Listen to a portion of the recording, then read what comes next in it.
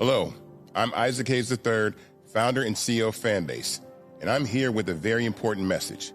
We are at a turning point in the Black community where we must have equity in the apps we use that scale to billions of dollars. But this time, we own the infrastructure, we own the culture, and we shape the future. And Fanbase is the future.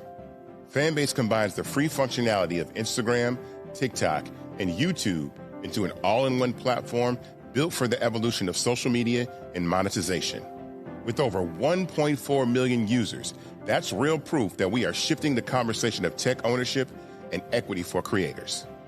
So right now, I want you to go to startengine.com/fanbase and invest today. The minimum to invest is $399.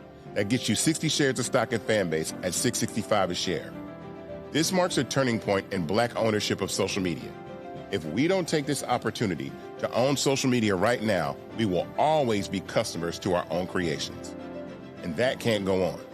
So once again, go to startengine.com/fanbase and invest today. We must own the platforms where our voices live, our stories matter, and where our culture drives the world. Thank you. Folks, Black Star Network is here. Hold no punches. I'm real revolutionary right now. Support this man, Black Media. He makes sure that our stories are told. Thank you for being the voice of Black America, Roland. Stay Black. I love y'all. All momentum we have now, we have to keep this going. The video looks phenomenal. See, there's a difference between Black Star Network and Black-owned media and something like CNN. You can't be Black-owned media and be scared. It's time to be smart. Bring your eyeballs home. You dig?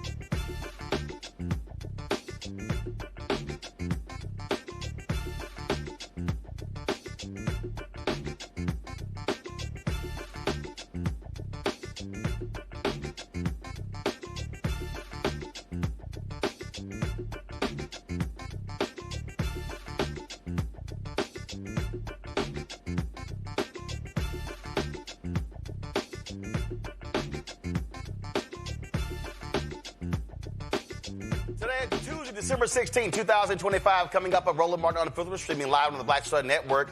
A new report from Fair Fight Action and Black Voters Matter warns that nearly 200 Democratic state legislature seats from most of the majority black districts are under threat. We've been trying to tell y'all that. Cliff Albright, co-founder of Black Voters Matter, and the executive director, will also be joining us on the show. Democrats need to stop the infighting and let Texas Congresswoman Jasmine Crockett have her shot at the United States Senate seat.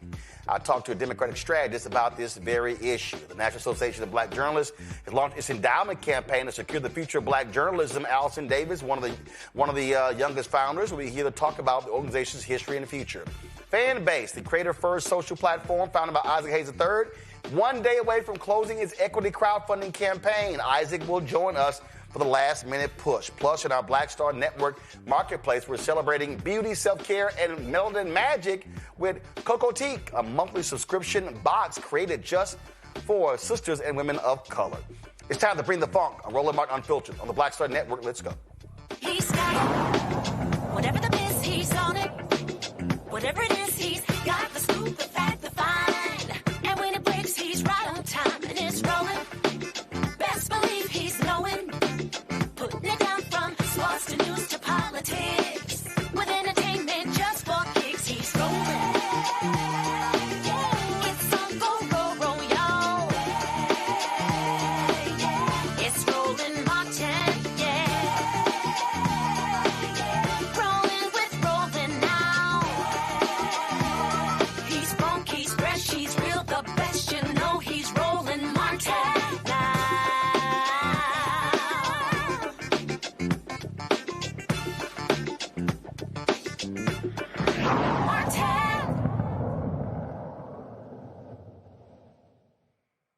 I have been telling y'all for now 11 months there is a massive effort to defund Black America. That means attacking every single institution in Black America, attacking politics, attacking economic, attacking academic, attacking nonprofits, everything. Because the goal of Donald Trump and MAGA is to completely destroy the black infrastructure that has been in place since the last 60 years, but even really before that. And so a part of this is this recent report from Fair Fight Action and the Black Voters Matter Fund. It lays out the 191 state seats currently held by Democrats, most of them which represent majority black districts. The report, called the Southern State Legislature Effect, highlights concern arising from the Supreme Court's potential ruling in the Louisiana versus Cali decision, which could very well weaken Section 2 of the Voting Rights Act.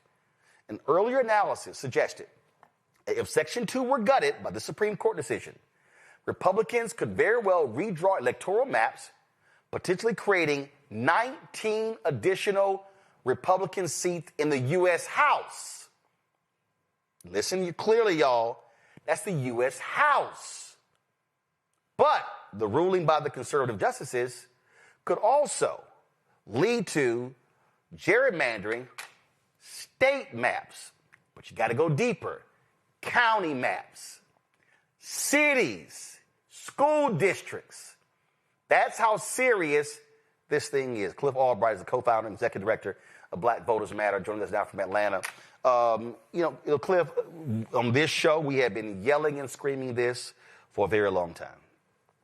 And we have been trying to connect the dots to get people to understand that when you lose political power, you're losing economic power. I was having a conversation today with a book that I'm working on with the writer. And I was saying what people don't understand is that, one, when Republicans typically get in, they believe in smaller government. What then happens is when they get control, they say, let's wipe out government jobs. African Americans, 1 in 5 on the federal level. We also over-index state government, county government, city hall, school district. So if Republicans expand power, you have job losses, public sector. That impacts folks who own homes. That impacts spending. That impacts supporting a nonprofit. That impacts tithing at church. That impacts Everything. Because we were shut out of corporate America for so long that the places where you typically going to find African Americans making $75,000 or $100,000 are going to be in government. People really do not understand how this one decision is going to have not a ripple effect, a tsunami effect on Black America. Yeah, Roland, I mean, you're exactly right about that. You know, we talked about the impact of what would happen at the congressional level, right? If the Calais case strikes down Section 2 of the Voting Rights Act, basically gutting whatever's left of the Voting Rights Act. And you've made the point that this report talks about the impact at the state level, 191 seats that could be wiped out, you know, almost overnight, right, in these 10 southern states. And as you've just been saying, and the point that I always make is, no matter what your issue is, no matter what it is that you're passionate about, you can't get action on on affordable housing, on education for our children, on living wage, on healthcare. Just tell me whatever your issue is, whatever it is, you can't get action on it if we don't have representation, not just at Congress, but as you said, in the state legislatures, on the county commissions, on Board of Educations, et cetera. And Cliff is not just representation. And see, and this is where all of these simple Simons drive me crazy. Man, all you do on your show is shield for the Democrats. All you do on your show was trying to make us vote Democrat. Okay, fine. And this is what I always say in response. Please show me the issues that you want addressed. And please show me, when I step back and I look at Democrat, your average Democrat candidate, and your average Republican candidate, which one of those two supports that issue? Sure. I dare say that if I came up with 10, the generic Democratic candidate is probably going to support minimum 7 of my 10, likely 9 of my 10, and the Republican candidate at best is going to be 2 out of 10 or 1 out of 10. So when these yahoos start talking about, oh, you try to force us to vote Democrat, no. What I keep saying is that if we do vote here, we have to make them deliver. But the guaranteed way not to get, again, Democrat, my agenda, Republicans, the guaranteed way not to get my agenda is not to vote here or here, to sit out, and you're guaranteed never to have your issues addressed. Yeah, I mean, that's the bottom line. We can't get our issues addressed if we are gerrymandered into districts where there's no way for us to get a candidate of our choice. It's not even necessarily even about getting a Black candidate, right? Because the impact of this isn't just that Black folks won't get elected to these positions, although that's true.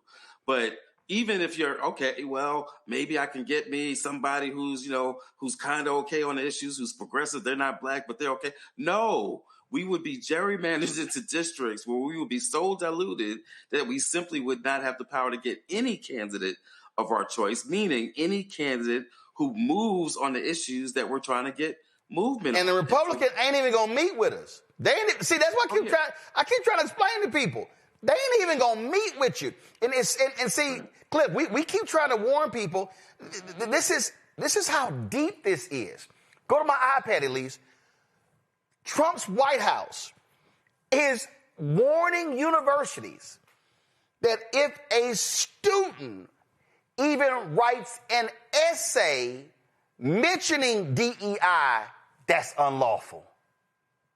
What? Right. This is political power. So because they control the White House and the Department of Justice and the Department of Education, their whole deal is, we're going to impact everything. College admissions. We're studying data. We're impacting, look, the disparate impact ruling that they made a couple of weeks ago, we discussed on this show. They are using political power to drive an agenda that's impacting universities, impacting corporate America, impacting law firms, impacting nonprofits, the entire America infrastructure. AT&T said we're getting rid of our DEI initiatives because the FCC will not approve an acquisition unless we do it. That's political power impacting economics. Right. And it's very similar. It's very reminiscent. And we've made this analogy before. I know you've talked about it. You know, when we talk about Reconstruction and post-Reconstruction, yes, talk about the court that ended a lot of these, because this is not new. We had voting rights. We had black members in Congress. We had black senators. We had Hiram Rebels. We had others, right? And all of that was undone. And not just the elected officials and the voting rights, but everything by the Redemption Court that followed Reconstruction, that did a series of cases, not just one, just like with this case. Yep. And just like with this court, it's not just one case. It's a series of cases, just like that Redemption Court, which ultimately led what? Plessy versus Ferguson. And before that, you know what happened. And before that, for people who do not understand, and this is why I keep trying to explain to people that this is a war that we are in. Go to my iPad. 1875, the Civil Rights Act of 1875 was passed. The Redemption Court Cliff is talking about ruled this to be unconstitutional. There were hundreds of bills that were offered, civil rights bills, between 1875 and 1957. They were all rejected.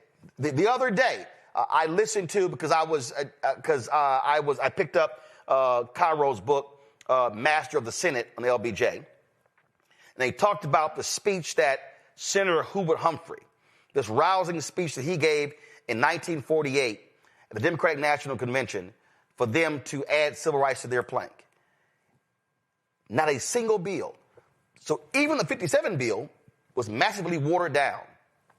But the 1957 Civil Rights Act, which really is talked about because, frankly, it did nothing, that was the first civil rights bill that was passed since the one in 1875. So what people need to understand, do the math. What we are chancing here is with this Cali decision, this on the federal level, the state level, we may be seeing the wiping out of civil rights for 30, 40, 50, 60, 70 years, because they will control the courts and the legislature / Congress. That's right.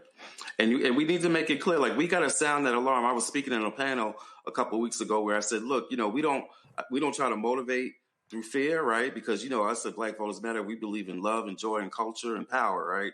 And so I said, you know, we don't usually like to use fear, but I need you to be a little afraid right now. Like, I need you to have a little sense of urgency. I need you to have a sense of this history that we're looking at, yes, that we went through once, but we're not trying to go through again. And so I need you to feel that, but we don't need to sit in that fear, right? We need to understand the urgency, but then we need to snap out of that moment and get to work. And there are things that we can do to push back against this court by keeping this issue alive. There are things that we can do to push back and fight for federal legislation. Even if we don't have the numbers right now, we still need to push for the federal legislation that we were trying to get a couple of years ago, right? That battle's not over.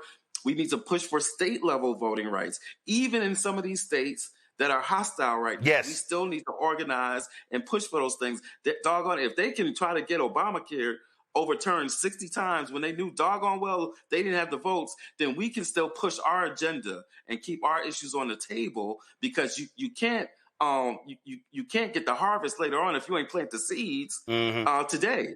And so we need to be doing this work. We need to be organizing for this legislation. We need to be doing rallies. We got MLK Day coming up next month. We need to be using that holiday to commemorate, yes, but to also push for action on these issues that we're talking about. And we got options that we can do. Get connected to an organization, even if it's not Black Voters Matter. Get connected to Fair Fight Action. Get connected to Southern Poverty Law Center. Support LDF that has been arguing many of these cases and doing an amazing job. Get with these organizations, because we can win. We can keep this history from repeating itself, but we got to understand that it's possible for this history to repeat itself. We can't have this notion, this American exceptionalism that, oh, we can't go backwards, or this notion that, oh, we've been here before and therefore, we'll just be okay automatic. No, it'll be okay, but we got to push and we got to fight for it to be okay. And if we do that, and if we believe in our power, then ultimately we will win. But I'm not trying to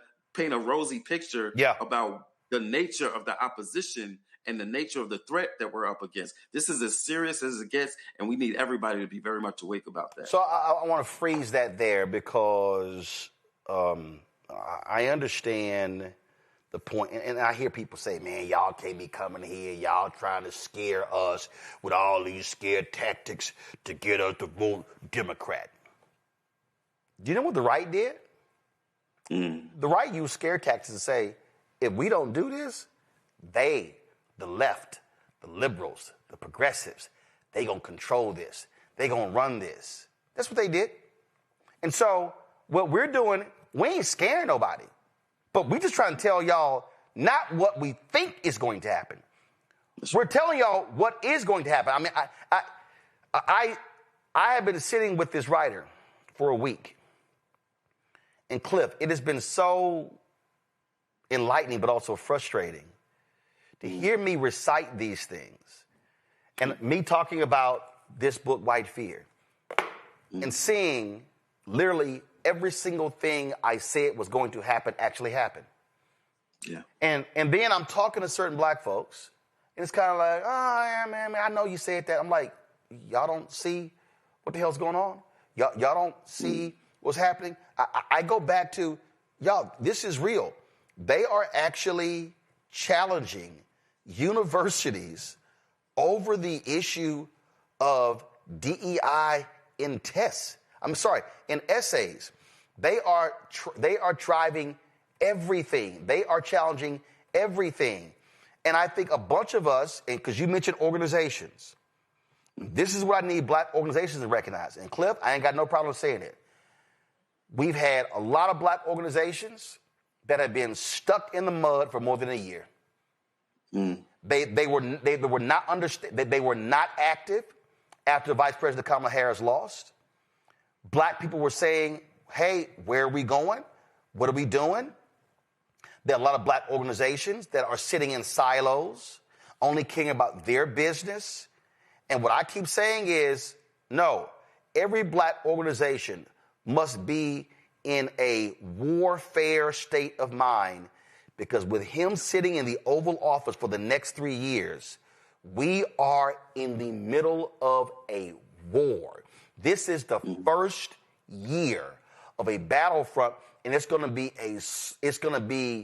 a steady, nasty, bitter, cold, rough battle. And when this decision comes down, and based upon their questioning, we know how they're going to rule, folk have no idea. This generation has no idea what it's going to look like the next day. Right. That's right. And at the end of the day, look, people talking about this country in a slide into authoritarianism and a slide into fascism. And there's two things that I know for sure. One, it ain't a slide. We already there. Right. I mean, in many ways, domestically and internationally. Let's just remember that these people are blowing up boats in the middle of the Caribbean. Right. And so seizing a Venezuelan oil tanker and said, we're going to keep the oil. Damn, y'all, we're going to keep the oil. Right. Right. And so, if this was any other country doing this, we'd be very clear about what it is. We'd be very clear about what the actions like that are, right? That's just, seawater piracy, right? We'd be very clear about what's going on in this country in terms of ethnic cleansing. We would call it what it is. But because it's America, because we got these notions of things that simply could not happen here, people still aren't really understanding. And so, so one, I know that it's not a slide, we're already there. But two, this is what I know. If you're trying to figure out how to get out of authoritarian and fascism, you better ask the folks who know it best in this country, because this ain't the first time, right? We just talked about the history of we've been living through authoritarianism and fascism ever since we got here. Yeah. Right? And so And so we are going to be in the middle. And I know there are folks that say, oh, we're going to wait for other folks to do X, Y, Z and all that stuff. And yeah, those folks need to, we need more folks to be involved, but be clear that there's no battle against American fascism and authoritarianism that can happen that is not rooted in our experience and fighting against it. And at the end of the day, we got us. Yeah, and let me tell you something, Cliff. I literally was talking to a sister who's an African immigrant who campaigned aggressively for Trump in 2016 and 2020, 2024. And I said to her, he don't give a shit about y'all. I said, I want to be clear. Now, she wasn't aware, because some other things happened in her life. She wasn't aware of what he said about Somalians. But for everybody to understand, this just came down. They've now added 5 more countries where they're restricting them from coming to the country. Now, you see Afghanistan, Myanmar, Chad, Africa, Republic of Congo, Africa, Equatorial Guinea, Africa, Eritrea, Africa, Haiti, Black, Iran, Libya, Africa, Somalia, Africa, Sudan, Africa, Yemen, look at this, Burundi, Cuba, Laos, Sierra Leone, Africa, Togo, Africa, Turkmenistan, and Venezuela. Look at this right here. On Tuesday, they've added Burkina Faso, Africa, Mali, Niger, Africa, South Sudan, Africa, Syria. Look at that. People, South Sudan facing major travel restrictions. They do not want black people, brown people in this country. They want white people. And not just any old white people, right? They bringing over what? The Afrikaners from South Africa. The apartheid whites. That's right. Which, by the way, keeping in mind that's where Elon Musk is from. Oh, my bad. I'm sorry. An additional 15 countries are also being added to the list facing partial restrictions. Angola, Africa. Antigua, that's a black country. Barbuda, Benin, Ivory Coast, Africa, Dominica, Gabon, Africa, Gambia, Malawi, Mauritania, Nigeria, Senegal, Tanzania, Tonga, Zambia, Zimbabwe. This is what they are doing right now. Yeah. Yep. So reach out if you are watching this, text us, text We Matter to 25225. That's We Matter, one word, to 25225. Hook up with us on our social media, Black Voters MTR, Black Voters MTR. But I'll say it again, this ain't about us. It could be another organization. You want to connect with a local organization? Guess what? We got friends and comrades in like 25 states. Reach out to us and we'll put you in touch with a local organization that you can do some stuff with, right? But we got things that we can do, but we got to do it together, right? We can't do this as individuals. We can't even do it as individual organizations. We got to be in coalition with one another. And I'm going to tell you, coalition is hard, y'all. It is hard work to be in coalition, but it is no longer an option. We have got to do this together. And if we do it together, what our history shows is that we will win. But we got to be clear-eyed about the nature of the threat that we are up against. Based on what you just said, I swear you were listening to my call with this writer. Cliff Albright, I appreciate it, bro. Thanks a lot. All right, man. Going to a break. We'll be right back. Roland Martin Unfiltered right here on the Black Star Network.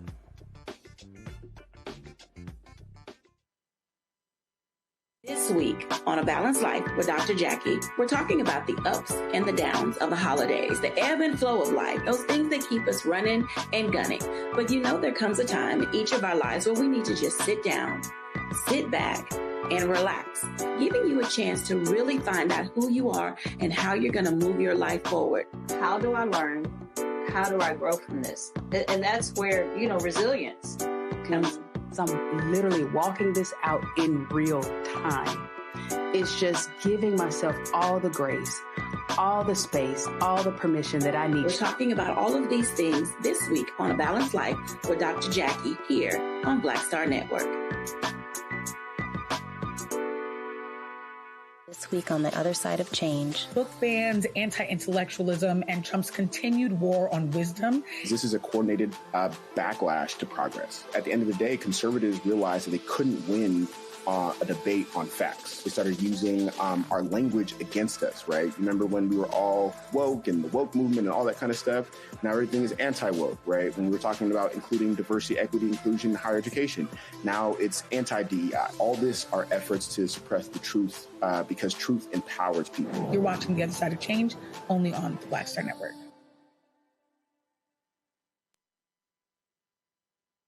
Hello, I'm Bishop T.D. Jakes, and you're watching Roland Martin Unfiltered.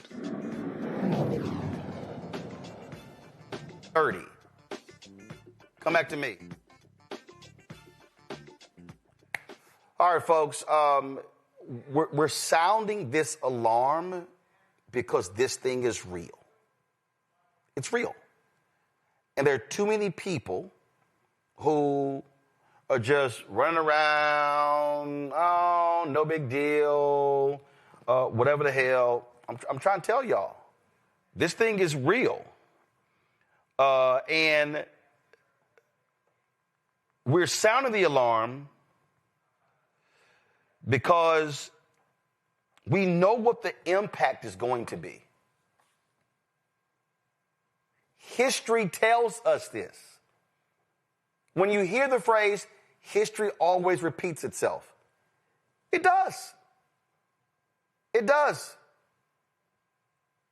We have said numerous times, in the history of America, you've never seen a period of black success not followed by white backlash. Never.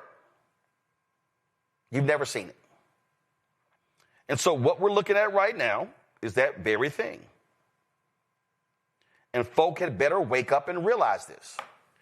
Dr. Mustafa Santiago Ali, former senior advisor for environmental justice at the EPA, joins us out of D.C. Randy Bryant, entrepreneur, author, speaker, creator of The Truthing Game out of D.C. Joel Richardson, civil rights attorney out of L.A., joins us right now. Mustafa, I'll start with you. People need to recognize this thing is real. What's happening right now is before our very eyes. It's going down.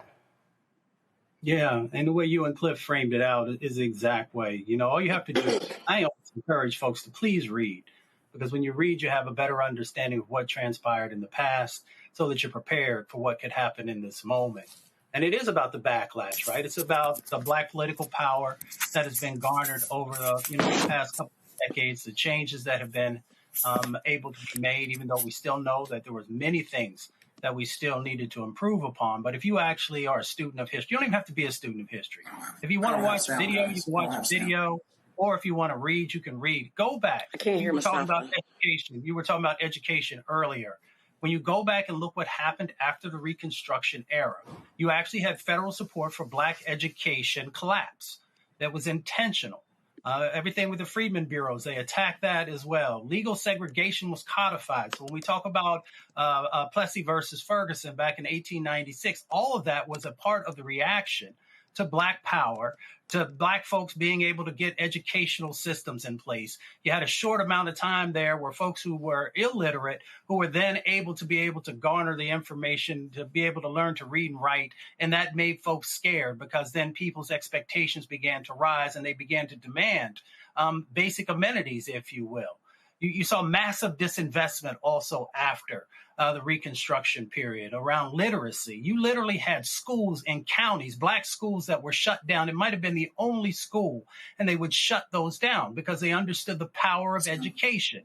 And it all goes back to the Reconstruction era when, we finally had black folks in office, both on the local level all the way up, who were beginning to move our agenda forward and to make sure that there was actually some equality and some justice. So you're seeing the exact same playbook. When we used to talk about Project 2025 a couple of years ago and no one wanted to pay attention, and then we talked about Agenda 47, all of this stuff comes back from history of the things that white supremacists have done in the past. They went back and got many of those same actions and brought them forward and put a 21st century veneer on them. So instead of the Ku Klux Klan coming and burning something down, they burn it down through the laws that they put in place and through limiting access for you to be able to push back. So that's exactly what's going on in this moment. Yeah, I mean, it's amazing to me, Joe, And maybe, again, I guess it's because people don't actually read, that folks don't see what's going on. Not understanding that, yeah, you had the 14th, 15th, 13th, 14th, 15th amendments were the Reconstruction Amendments, led by radical Republicans. Go back. This is on Senate.gov. Charles Sumner, Republican from Massachusetts. He had a heart attack. He was 73 years old. He says, they said that Sumner predicted that the Civil Rights Act would be the greatest achievement of Reconstruction. Very few measures of equal importance have ever been presented, he proclaimed. He was dying. He said, don't let the bill fail. The dying Sumner pleaded to Frederick Douglass and others at his bedside. You must take care of my civil rights bill. It got through. It was passed in 1875. 38-26, but just 8 years later, you see it right here. Supreme Court declared the law unconstitutional in 1883. In a consolidated case known as the Civil Rights Cases, the court found that the 14th Amendment to the Constitution granted Congress the right to regulate the behavior of states, not individuals. The decision foreshadowed the 1896 Plessy v. Ferguson decision, in which the court found that separate but equal facilities for blacks and whites were constitutional. What we are seeing, Joe, right here, is a hard right Supreme Court literally gutting numerous civil rights, voting rights protections. This is absolutely an attempt to have Jim Crow 2.0. And remember, after that 1876 the contested election, in 1877, the Great Compromise of 1877, that's what started Jim Crow. And that lasted for 80 plus years. Yeah, and they're coming back to rewind all of that back if they can. And the hardest part about it is that they're doing it in plain sight. This is something that Project 2025 talks about extensively. People shouldn't be surprised that this is what's going on. But what's the most difficult about it, and you're talking about it, is the lack of urgency that we seem to show related to this. This is it. This is going to change everything and bring us back to a place where it's going to take decades to recover. That's a fact. That is what is happening here, and it is true. Every time I connect this to the Obama backlash and everything else. Every time black folks take a step forward, they want us to take several steps backward, even as they're pushing us back. And interestingly, we must be awfully special because we're 12, 13% of the population. Look at all of the attention that we're getting and the rollbacks that are going on. Look at all the attention that black countries are getting, African countries are getting, as it pertains to these things that, these bans on immigration, on people coming over, paying no attention to white countries at all. Look at all the attention that's being paid to brown people at the border of Mexico, and talking about that like, that's the only place people come into the country, when they're not doing anything like that over at the top of the northern border, because they're not concerned about it. And meanwhile, back at the ranch, they expect brown folks, my brown brothers and sisters, to keep voting for Republicans, and on some level, more than they ought to, they are. And that might be changing a bit. But you look at where we are right now, once and for all, we have to get an urgency. We have to get an urgency, and we have to keep it, because literally it is going to be more than it ever was, governing by the few over the many, doing things that most people don't want, unpopular, attacking everything. And listen, to your point, people talk about, oh, Democrats, this and that, and they aren't doing enough, this and that. Voting rights, if I was a one-issue pony, voting rights would be my one issue, and I would be voting Democratic because of it, because Republicans go out of their way to take away voting rights because they know they're getting ready to be outnumbered. But if we don't vote, them being outnumbered doesn't end up mattering. That's why Texas is so important right now. 61% are people of color. Yep. 60% of the voters are white. We have to make sure we deal with that with urgency from once and for all. And see, the thing that's hilarious to me, Randy, are seeing these millennial white men who, oh my God, that DEI stuff was hurting us and was impacting us, and it's so sad and unfortunate. There was a piece that I responded to earlier today that was on Twitter. I'm going to pull up in a second. And it's called, this is in compactmag.org. It's called The Lost Generation. It's got Jacob Savage. And he writes how, he was scalping tickets, trying to find a career, writing scripts. And then all of a sudden in 2014, 2016, as a Gen X white guy, oh my God, he just couldn't get a job. Look at this here. The doors seemed to close everywhere all at once. In 2011, the year I moved to LA, white men were 48% of lower level TV writers. By 2024, they accounted for just 11.9%. That's lower level. Well, who were the higher level? Okay. Right. Look at this. The Atlantic's editorial staff went from 53% male and 89% white in 2013 to 36% male and 66% white in 2024. White men fell from 39% of tenure track positions in the humanities at Harvard in 2014 to 18% in 2023. See, Randy, but here's what he won't talk about. He won't talk about how those same white men before him, they were the ones who got boosted because they were ignoring black people. They were ignoring white women.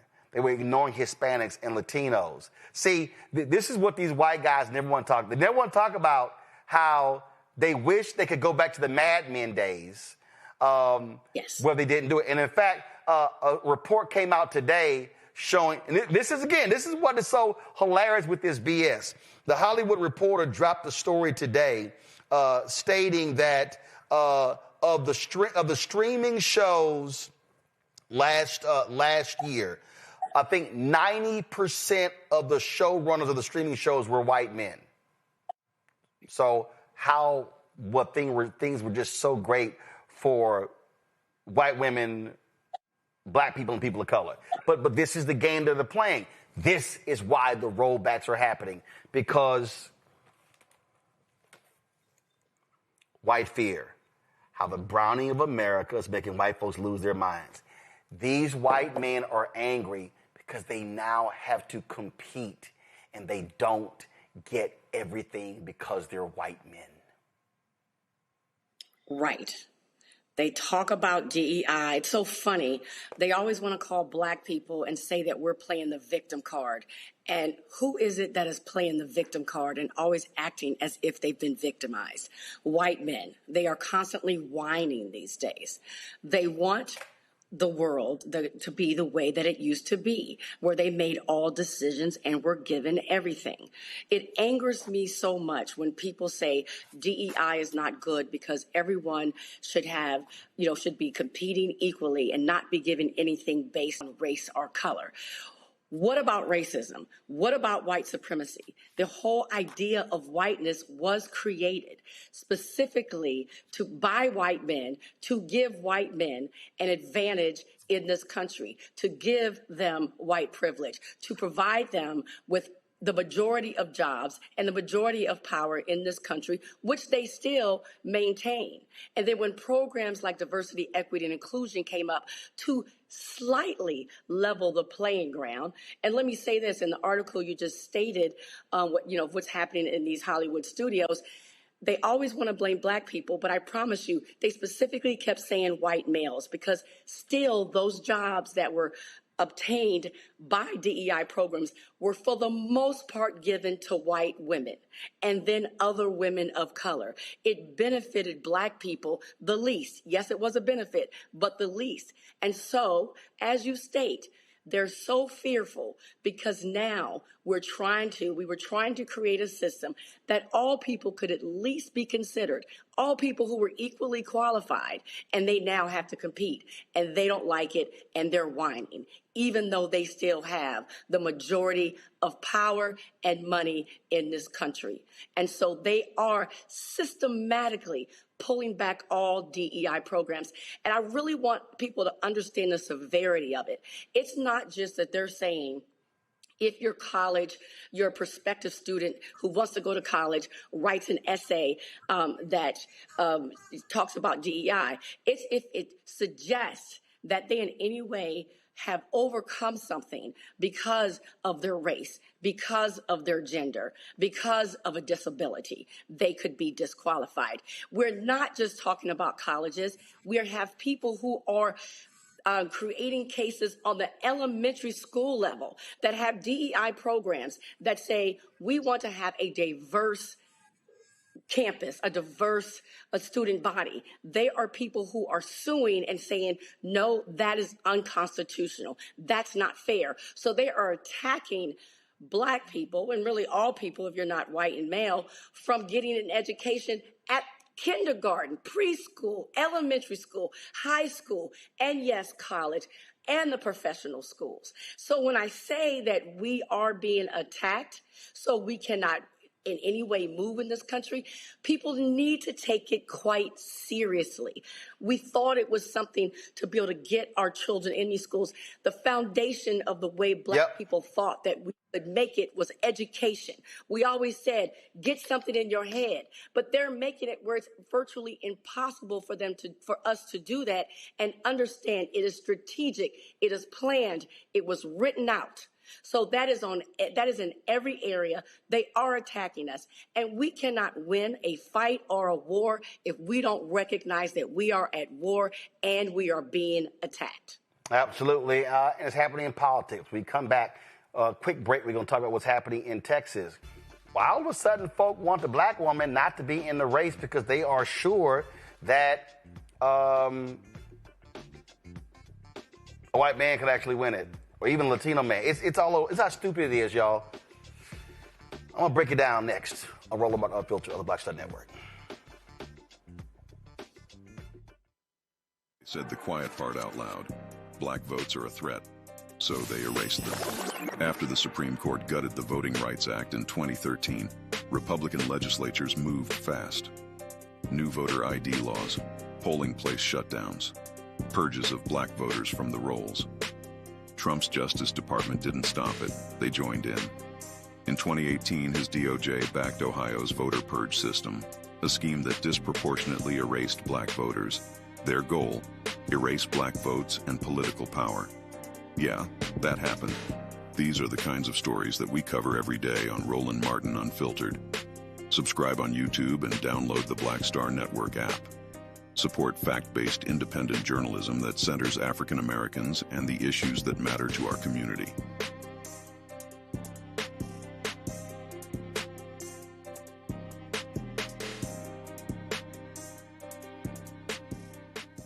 It's your boy Earthquake, giving Roland Martin something to do, because he don't know what to do. He from Texas. Ain't his fault.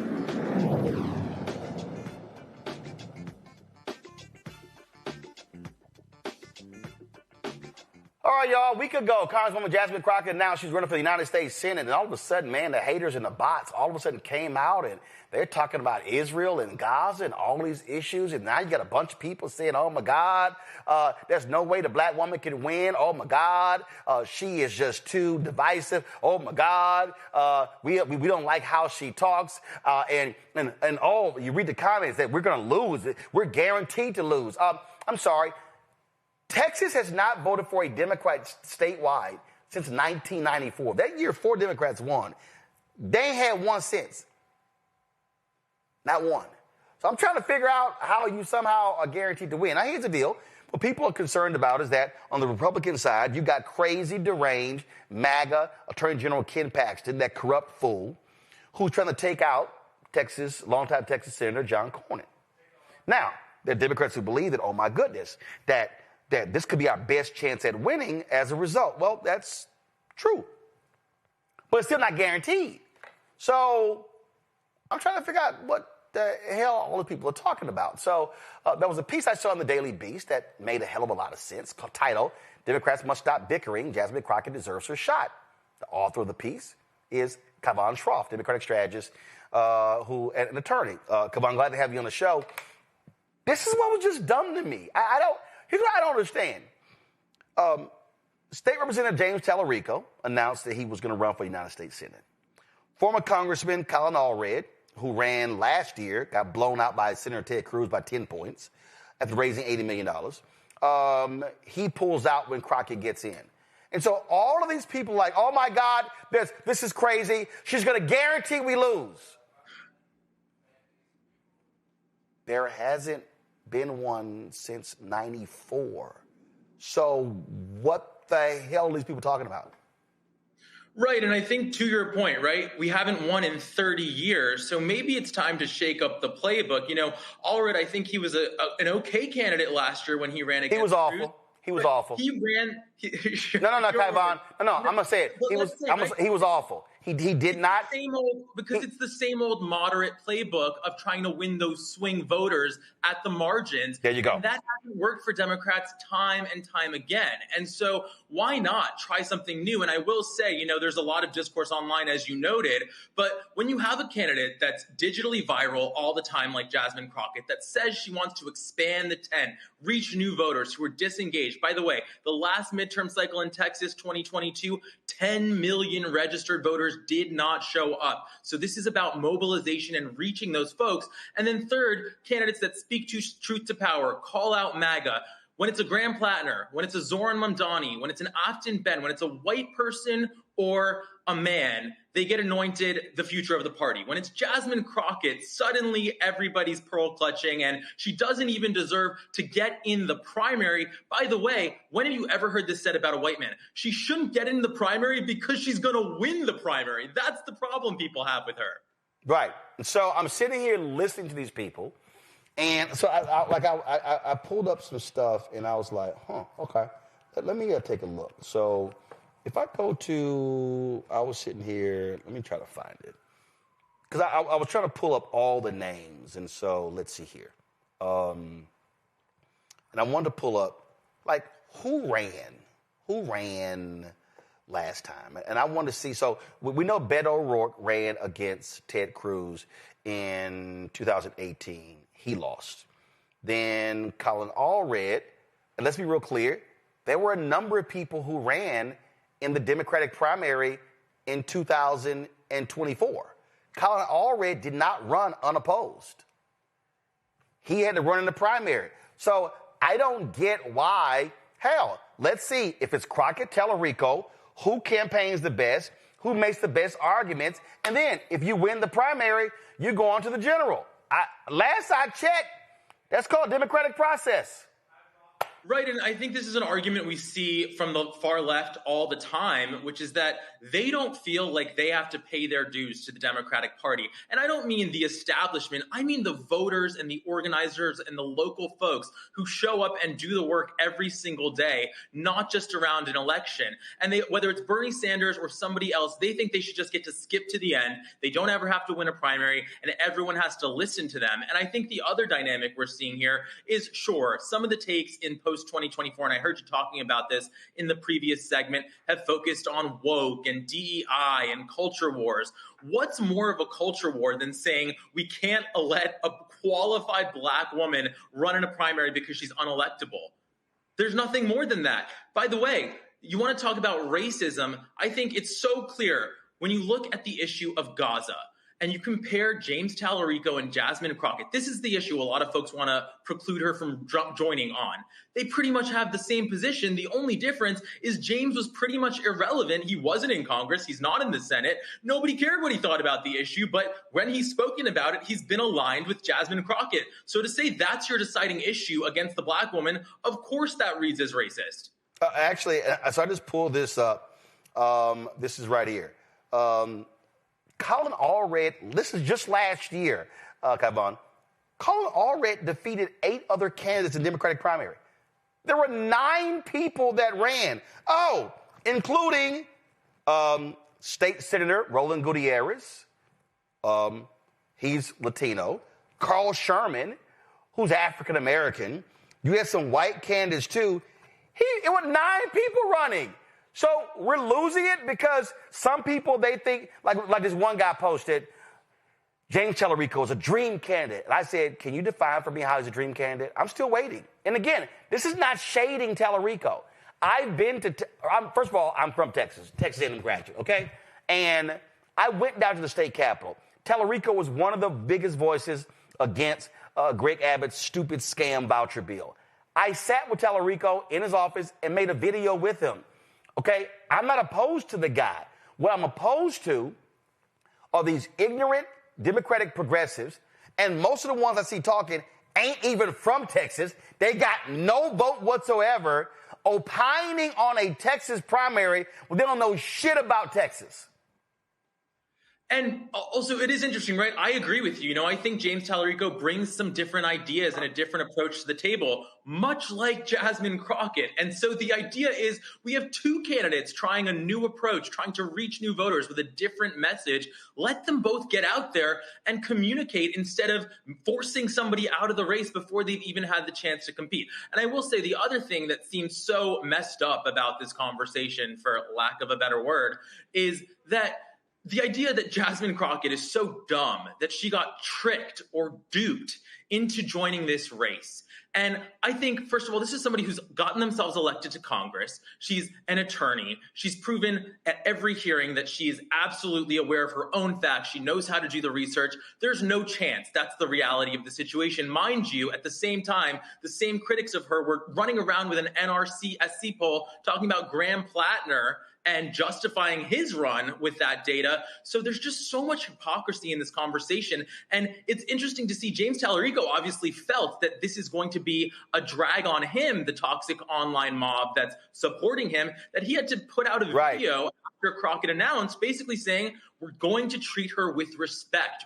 We're going to talk about our ideas. And I think that's good leadership from him. Of course, are they going to listen? We'll see. Kaivan, I got another one for you. The 2020 Texas Democratic primary. There were 12 people who ran. There were 12 candidates. MJ Hagar and Royce West, State Senator Royce West, they went to a runoff. Hagar beats West, who's African-American, Hagar, who's white. In the primary, she goes on, gets beat by 1.07 million votes. And again, that's the other thing. Okay, so 2020, in this race here, Hagar wins the Democratic primary, loses by 1.07 million votes to John Cornyn. Beto runs against Cruz in 2018, loses by 215,000 votes. Colin Allred, who a lot of these people were saying, oh my God, he's a perfect candidate. Why did Crockett get in? He lost by 960,000 votes to Ted Cruz. So let's see here. So if you're trying to win Texas, let's see. 61% of Texas is minority, meaning Latino and Black, Asian, Native American. But 61% of the people who vote are white. So let's see. Congresswoman Crockett is saying, yo, I'm not trying to compete for Republican voters. I'm not going to be Republican light. What I want to do is go after turnout Democratic voters, or go after people who are registered or not registered, but who likely lean Democrat. That, to me, makes some sense because the strategy of converting suburban Republican voters, I haven't seen any evidence that actually has worked. Oh, and by the way, haven't you noticed, Kaivan, how they've now trying to rewrite Beto ran as a progressive? Oh, no, he didn't. By the way, the same people that are clobbering Kamala Harris for daring to embrace Liz Cheney, which, by the way, is a totally overstated rewriting of 2024, they've been hammering her on that for months. They now want Texas Senate candidate, the Democrat, to run the same playbook. And they want Crockett out with that same logic. So it doesn't add up. And by the way, Texas, as I'm sure your viewers may be more aware than the general viewer, has the most Black people in the country, in the state. So Jasmine Crockett will be the only major Black woman, female candidate in this race. And it's, again, not about identity politics. It's about speaking to communities that are under attack under this administration. It's absolutely a compelling message. And by the way, if it wasn't compelling, she wouldn't have the platform that she has. And people, the usual pundits, don't understand a candidate like Jasmine Crockett, because I already saw people criticizing her out the gate with her viral video, and they said she's too focused on herself. People know who she is. She is a star of the party. And by the way, she's not like a boring candidate who has to get every word in that first launch video. People are going to follow her. They're going to pay attention to her. They're going to hear from her over the course of this campaign all the time. Yeah, I mean, I just, it's amazing. And I did something the other day, and I said point blank, I said, from Texas, all my family's there. I've talked to a lot of people. Israel in Gaza is not the dominant issue in this race. So to all of a sudden say she's just like Kamala Harris. No, we see what's going on here. And I warn people, don't fall for the bot game. Don't fall for that okie doke. And again, if that's your issue, that's your issue. But here's the deal. You know what's going to happen? You got to look at what Tellerico's record is, what hers is, and what Cornyn and Paxton's is. So whoever wins Democratic primary, they're going to be running against somebody who is hardcore Israel. Hello? It's called winning. That's the point, right? It's like, if that's your issue, I saw some ridiculous account that they disqualified both James. It's a pro-Democrat account or a pro-left account. Disqualified both Jasmine Crockett and James Tellerico.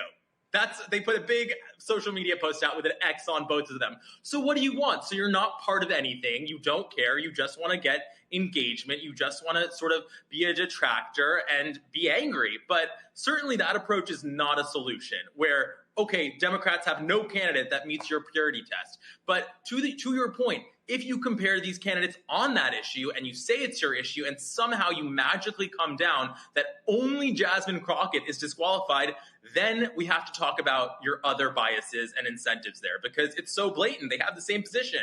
And not only that, and again, this is what happens when you pull history. In 2014, the Texas U.S. Senate primary, 1, 2, 3, 4, 5, there were 6 people that ran. In 2018, when Beto O'Rourke ran against Cruz, there were 3 people who was running. So I don't get these people who somehow think, oh, no, let's just have one person coast to victory. Actually, and not only that, Kaivon, you also, one of the reasons why you need a primary, which I've always said, no job is guaranteed. You also need a primary because you need both of these individuals to travel the state. You need both of these individuals putting together a statewide infrastructure. Facts are facts. State Rep James Tellerico has never run statewide. Yeah, he doesn't have the infrastructure. Congresswoman Jasmine Crockett has never run statewide. And so the other thing is you need them learning how to run statewide in the primary because the primary is March, is in the first Tuesday in March. You're going to need whoever wins to have a state infrastructure April, May, June, July, August, September, October for November. So I'm like, what the hell are y'all talking about? Literally, shut the hell up. By the way, I don't understand the people that think James Tellerico would have this locked down. He's exciting. He's viral. Yes, have a bunch of people seen him go viral in 30 to 60 second clips, sort of doing Bible jujitsu on Republicans and saying, oh, you say this about the Bible. Here's what it really means. And do I like to see that every once in a while? Sure. Is that going to carry him through a general election and a Senate race? Is he good in a debate? Can he actually throw a punch? I haven't seen any of that. So I'm not saying he's a bad candidate, but a primary will at least test both of them. And the reality is Jasmine Crockett has a lot of the skills that we've seen are effective. And by the way, she may be running against a major criminal, right? Ken Paxton. So she would be well positioned to prosecute that case uniquely. We haven't seen that skill set from James. Yeah, to me, it's laughable and it's crazy. And there's no such thing as, oh my God, she's going to guarantee we lose when you haven't won. And I think the other thing too is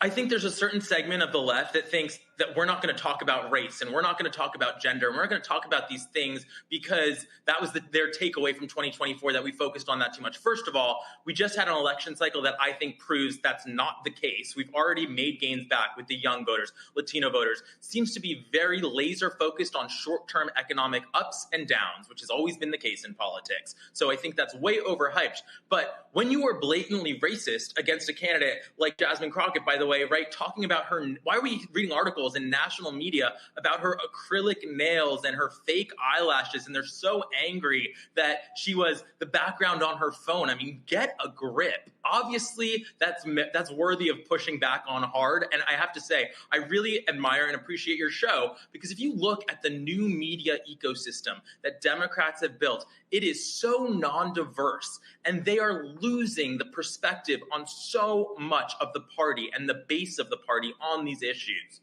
Well, it was interesting. Just today, I saw this graphic that somebody posted that was very interesting about all of these Democratic candidates who want to run for president and the podcast that they were appearing on. And I saw it and I was like, that's interesting. We're not mentioned. And at least 5 of these people have been on this show in 2025. So I DM'd and tagged the person who put the list together and said, you listened to 431 podcasts. How many of those were black?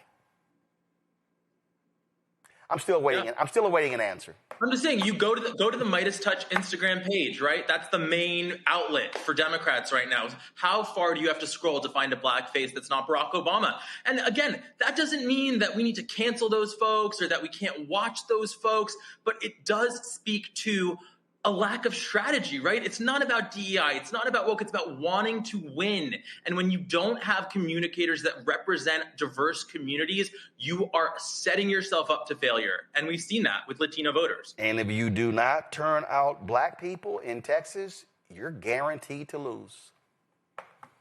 You kind of need them. Kai Vaughn, I appreciate it. Thanks a lot. Thank you. Thank you very much. Go to my panel. To me, this ain't that hard, Randy. It ain't that hard. And again, I believe in competition. Do I believe that when Crockett jumped in, Tallarico should have jumped out? No. Now, I personally believe, because I said this actually in July, I personally believe that Representative Tallarico should have run for governor. That's just me. But again, Representative Hinojosa is running. Okay, got it. So I don't get these people, but the level of attacks on Congresswoman Crockett were very clear, and to me was absolutely outlandish and crazy. The day after she announced her bid, I woke up to such an onslaught of attacks towards Crockett from places that I did not expect, to be honest with you. And it was very disheartening. You know, you would hope that instead of saying nope the minute a black woman decides to stand up and be a leader, there would be some hope and they would see that we can be leaders.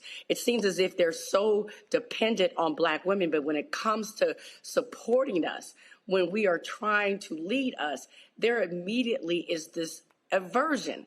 You know, people became so offended when former First Lady Michelle Obama said that we are not ready for a black president, a black female president.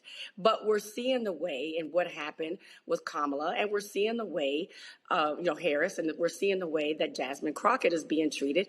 I mean, she really spoke some truth.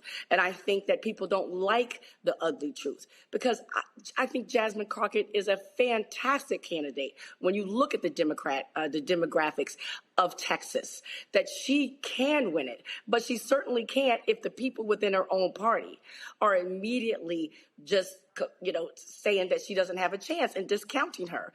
It is quite, again, the word I would say is disheartening, that they do not support us. And yet she has given so much hope to us lately. She's been the one out there fighting when people wanted and needed someone to fight. And I think people want someone who will fight for us, and that shows a level of strength, and she has that. We want the fire. We want the fight. We want someone who's courageous, and she has that. But, Joe, it's real simple. No job is guaranteed. And let's be clear. If you want to support Tallarico, great, statewide. But tearing her down, is that the way you actually do it? Because if she wins, you're going to have her running against Republican, and you want to stand behind her. Right, absolutely. And, I like Tallarico a lot. I've seen him on this show. And, he's got his head together in a good way, and he does some things that a lot of people out there don't do. I think him and Crockett, Jasmine Crockett, end up making each other better candidates, actually, even though there's an idea maybe he should have run for governor. But that being said, I think they end up making each other better candidates. And in any event, people shouldn't be coming out of a bag because of sisters running, okay? And here's the deal. Like, it ain't like, again, the Democrats can say, we haven't won one since what? In Texas since what? Ann Richards or whoever it was. It's not like they can say, well, let's get the white guys back because the white guys are the ones that are winning. No. Right. Nobody's winning. So they got to do something different any way you look at it. And why not have somebody up in there that's fighting and that's doing what needs to be done and that can connect to people? So, and then let the people decide. But there is some fear that the Republicans have. The Democrats fear that maybe they fear that she'll lose, but maybe they also fear what the Republicans feel. There's some white Democrats out there that don't want the sister to win, maybe. And so let the people decide. Let all the people decide. And the great thing about Jasmine Crockett is that I think she can bring more people to the table to vote.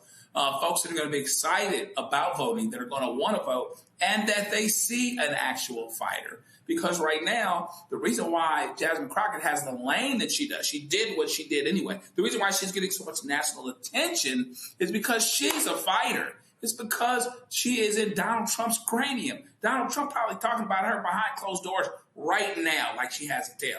She is in his brain, big time. And so, you know what? That's a pretty good start. So let her roll, let her ride. Let's support who we want to support. And, Democrats don't seem to know how to win in Texas anyway. So, hell, let's try something else. This is what I always say when you have stuck on stupid Democrats, Mustafa. Well, Black brilliance, Black excellence is always threatening, right? So I'm not going to take anything away from the other candidate who will be a part of the primary or others who might get in.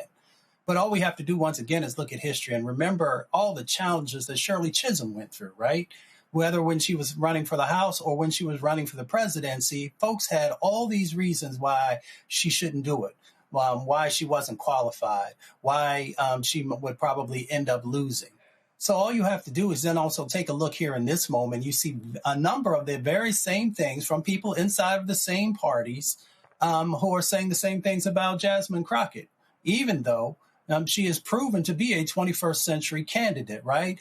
Because she's been able to be elected. She's been able to mobilize individuals. She's been able to bring a set of energy that many other candidates would love to be able to have. So, we'll have a fair process, which we always talk about. But at the same time, let's understand those additional hurdles that folks continue to put in front of Black women when they run for office. Well, I'm just sitting here just laughing again when I look at all of these candidates and the people who ran, and I just see name and name and name and name. And I'm just like, if y'all even just check the facts, there were multiple candidates. In fact, the only race that I found, the only year I found so far where there were fewer than 4 candidates was 2018, when there were 3. So having 2 this year, that's actually the smallest number they've actually had running a primary in 20 plus years. But that's called facts. All right, y'all, got to go to break. We come back. 50 years of National Association of Black Journalists. We'll talk to one of the founders next. You're watching Roland Martin Unfiltered on the Black Star Network. Support the work that we do. Join our Bring the Funk fan club. Your dollars are critically important for us to do the work that we do. And listen, money comes back into the show. We just, listen, we're trying to hire, we're launching a daily noon news show. That's going to launch in January. We're launching a health show. It's going to launch in January. We just sent out offer letters for 2 staffers, 2 producers.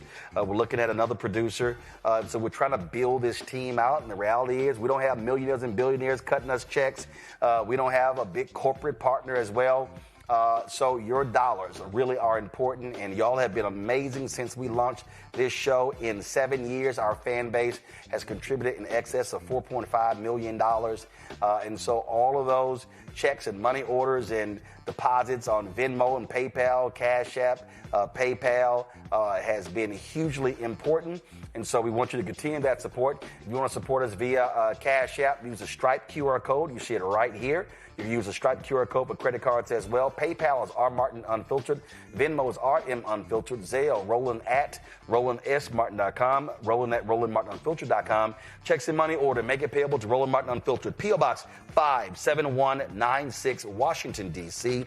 2003-7-0196. Back in a moment. Next on the Black Table with me, Greg Carr. America is being reshaped in real time by a group of 6 people, unelected and without any checks and balances. By the end of the current Supreme Court session, education, the workplace, who gets to elect our leaders, and so much more could radically change. This week, we reconvene our legal roundtable and look at what the new America may look like and how we should respond. That's next on the Black Table, right here on the Black Star Network. Hey, what's up, everybody? It's Godfrey, the funniest dude on the planet. And you're watching Roland Martin Unfiltered.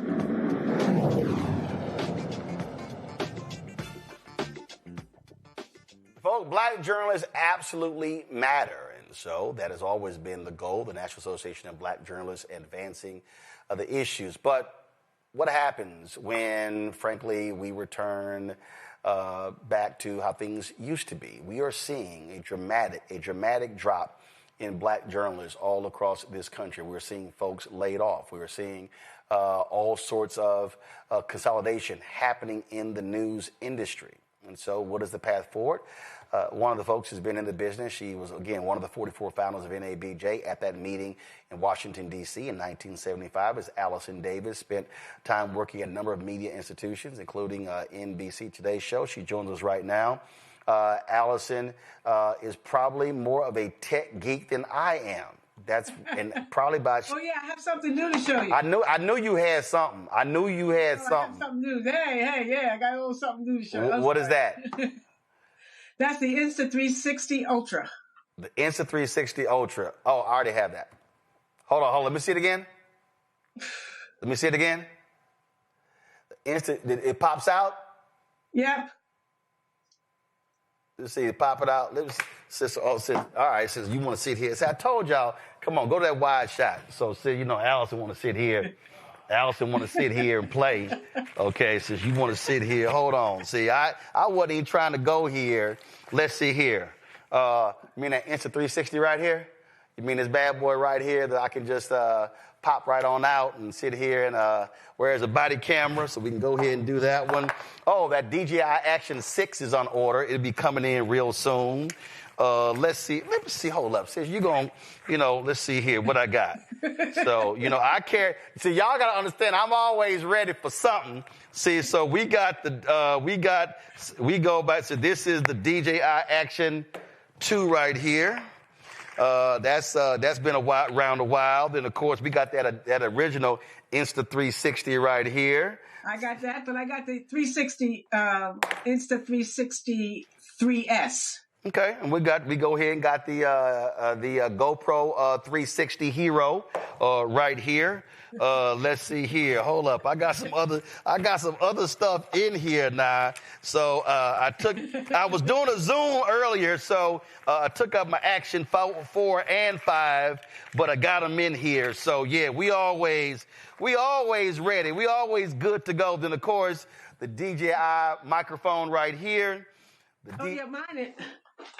Yeah, I'm actually charging mine right now. For a shoot tomorrow. But this is the mini. I have the regular DJI too, but this is the mini. Oh, really? Oh, you mean the mini? Yeah. You mean the mini? You mean we got the mini too. But one of the things that I'm very involved in now, Roland, is stabilizers. So right. I'm sure you have. Right. Well, we just ordered a. Wait. That comes out. Oh, does it have a tripod in the end? Oh, who cares about that? Does it have a tripod? Oh, hold up now. See, y'all. It does not. See, Allison, you're going to sit here. Let me just go. Since you just want to go ahead and show off. You mean like something like this here? That's also a tripod that can hold the phone, that can also be vertical and horizontal. Yeah, but what you need here is the magnet.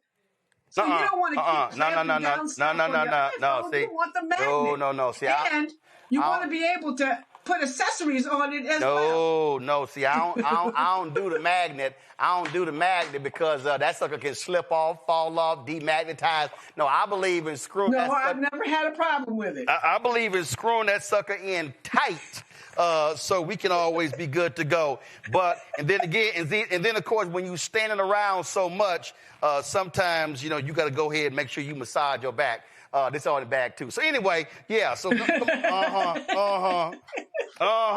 since we gonna go there, let's talk about it. But on that point, I want to go there because the reality is, and you've been one of the folks, I've been screaming it for years, that what today's black journalists are going to have to do, and if they're not, they're way behind, is understand how the business has shifted. This is not 1975 or 85 or 95 or 05. You really don't have newspapers anymore. I keep saying, I said it in NABJ, stop saying you work for a newspaper, a TV station, or a radio station. No, you work for media companies because a TV station is doing written stories, they're doing audio, they're doing photos. Radio people hit me for interviews. Can we get you on Zoom? I'm like, what happened to me just calling in? And so today's black journalists, whether they are in the business or they're students who are getting ready to graduate, all stuff that we were just sitting here joking about, they have to know what all this stuff is, how to use it, and how it actually builds and advances their career. Well, Roland, every year at convention, I do something called the innovation bubble. And one of the things that I have realized is that it just continues to grow. We're getting folks, and we have a lot of, a lot of competition, but we managed to just get folks. Yeah. And it is so funny. I remember, I guess it was 2017. And I forgot who was president. And they were like, hey, Roland, can you do a session that was literally called My Backpack? And there were people who were like, dude, you carry all that stuff around? And actually, the stuff that I normally carry around in my case, I don't have with me. And I was like, yeah. I said, because you don't know when something jumps off. And the other thing is, we're in the content business. Everything is content. The ability to be able to live stream, the ability to be able to record things. And also, the world has changed.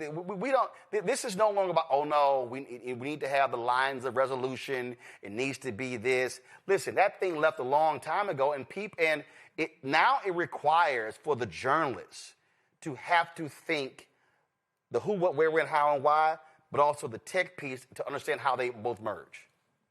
Right. I got to pull this up, so I want you to speak to this here, just so people, let me see if I can find it. You know exactly what I'm about to pull up. If y'all want to understand how hilarious this is, so let's see, hold up. Let's see. Katie Couric. Oh. You know what I'm about to pull up? Yes, I do. So just so y'all know, Katie Couric and Today's Show and internet. So y'all, when the internet became a thing, there was a conversation on Today's Show about it between Katie Couric and Bryant Gumbel. Like, what is this thing called the internet? Go to my iPad. Go. As I was doing that little tease. All right, here we go. Back now at 56 past, I wasn't prepared to translate that as I was doing that little tease. Oh, that's that little mark with the A and then the ring around it. At. See, that's what I said. Mm-hmm. Katie said she thought it was about. Yeah. Oh. But I'd never heard it. I'd never heard it said. I'd always seen the mark, but never heard it said. And then it sounded stupid when I said it. Violence at NBC. I heard be around big or about in the lunchroom the other week. There it is. Violence at NBC. GE.com. I mean. Well, Allison should know. What is internet anyway? Internet is that massive computer network, the one that's becoming really big now. So y'all heard there, Katie Curry say, Allison should know. Well, this is Allison she was talking about. That was 31 years ago. And now, Allison, we're at the point where literally AI is taking video and taking stuff and turning it into written stories. It's improving the quality. It's taking a photo and turning it into a video. It has to blow your mind every time you look at that clip and to know how crazy things have gotten in the last 31 years. No, absolutely. And I have to tell you that, I do spend a lot of time looking at AI, dealing with AI. I'm also someone who judges scholarship applications. And I'm also noticing how those scholarship applications are being used, how they use AI. I mean, there's one scholarship application that I review on a yearly basis. And truth of the matter is that there are 5 essays. And 4 of those essays are the most amazing, literal, it's like Shakespeare. And then the 4th one is their own writing. And you can tell that they have used AI. So I think that's really... So let me ask you a question. When you see that, do you penalize those who are using AI to that extent? I identify it. It's not up to me to penalize other than to say, this person has used AI. And most of the scholarship organizations now are asking that question. They, do you suspect AI? And when I do suspect AI, I will say that. I'm not the only judge, though. Well, I'll be penalizing because, again, original thought is kind of important. On that point, when you look at where NABJ is, and I was having this conversation earlier with Cliff Albright. He was talking about how organizations are going to have to come together and then begin to work together. What I keep saying is that our black organizations cannot survive living in these silos.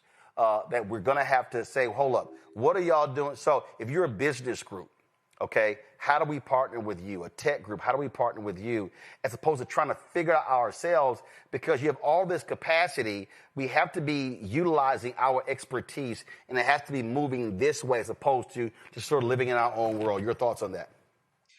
I agree with you, but I also think we have to strengthen ourselves as we grow, and as we continue to be impacted by the politics of this country. We are. There are people who very clearly, use, I call Trumponian tactics to run an organization. I would like to see us to become a lot stronger. So when we are sitting at that table, we are at the head of that table. And I frankly, confident now, Roland, you're in the executive position in the organization. And I think you understand the importance of us strengthening ourselves as an organization before we get gobbled by other organizations. And I think that, we're at the point where we're close to strengthening ourselves, but, there's still a lot of issues, as you know, that we have to deal with before we begin to come together as a group. Absolutely. Questions from our panel for Allison. Joe, you first. Great to see you. What advice? Let's just play a game and act like, I've got somebody coming up that might be a daughter, about 24 years old, member of NABJ in her second city at NBC Louisville. What advice would you give somebody that's coming up in this business, particularly young black women, that are concerned about the things that you're talking about? How much the industry is changing? Will these jobs still be around? How to turn the corner and see what's happening around the corner and to get there first. Well, I may be pretty stupid, but I think that there are far more opportunities now than when I was 22 years old. We had the 3 networks. There weren't any online services. There weren't any opportunities to be entrepreneurial. So to be honest with you, I kind of feel that the one I spend a lot of time with our student projects and the great Carol Gant, who has led us for the past few years. And I have a lot of mentees. One of my mentees is 25 or 26 years old, and she's at the White House for MS Now. And what I have always told students is to, number one, I ask them to make sure that they journal every day. They write every day. And I also really want them to understand the importance of doing research, of spending the extra time to understand the historic context. Been watching Roland, and Roland has said, everything old is new again. I think that's what you said. And that's true. Yeah. And folks have to understand, these young people have to understand that they're not the first to do this. So find out who is. And I'll tell you just one small little story. My dad was a Johnson appointee, started the Equal Employment Opportunities Commission. But before that, he was with the AFL-CIO. And I had the opportunity, and my dad's there with A. Philip Randolph, and again with Bayard Rustin. And my father is on the screen left. The bottom line is that I started to do some newspaper archive work, and I put my dad's name in there, and 137 news articles showed up.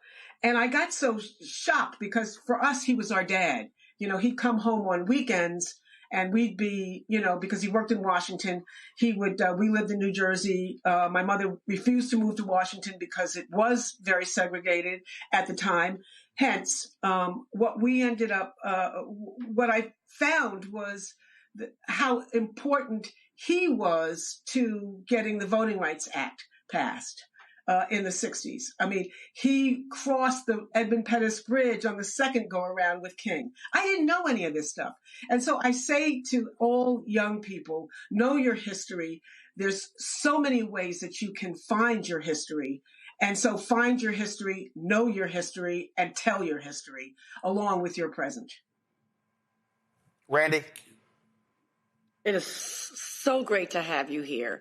Now, because of the internet, we are seeing, the news, we receive news differently. Of course, we don't have the 3 stations we used to have, and we have independent people out there sharing the news. And I have been happy to see that many people who are non-Black are interested in issues that affect the Black community. Knowing that, why do you think Black journalists matter, though? Is there a difference? Why do Black journalists matter? Absolutely. Black journalists matter because we can uniquely tell our story. We don't have to, at least most of us don't have to acquire cultural competency, as it relates to Black folks. We are already culturally competent, I hope. And hence, I feel very strongly that we are the best storytellers of our story. And also you have to remember that, and this is what's scary, there are going to be some states that white school children will never ever learn that there was slavery. I don't trust our story with people that don't understand our history. Great point. Mustafa? Miss Allison, it's wonderful to see you. You always give a master class at least a few times I've been around when I heard you speak. I believe it was 1827 when Freedom's Journal was launched, if I'm correct. March 16th, 1827. Mm-hmm. The role of journalists then had a significant role, and the role of journalists now have a significant role. Do you see similarities between when we first launched and where we are today? Oh, absolutely. Yes, there are similarities.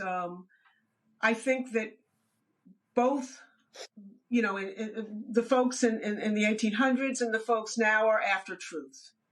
And I hope at least that, our new generation is after truth. I know we were. I will tell you, my background, before NABJ, I was in the Panther Party and in Boston, and I will tell you, I was a journalism student, but I wasn't a journalist.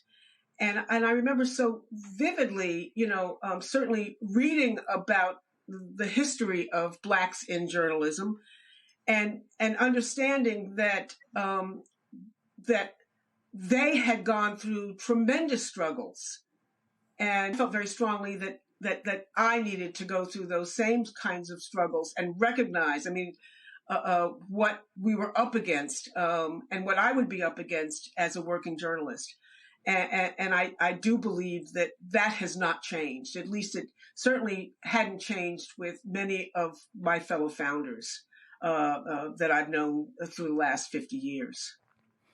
Well, it's a lot of work that we have to do. Of course, we always have to position everything for the next generation. That's one of the reasons why we launched our Jubilee Endowment Campaign. The target goals over the next 4 years is to raise $15 million.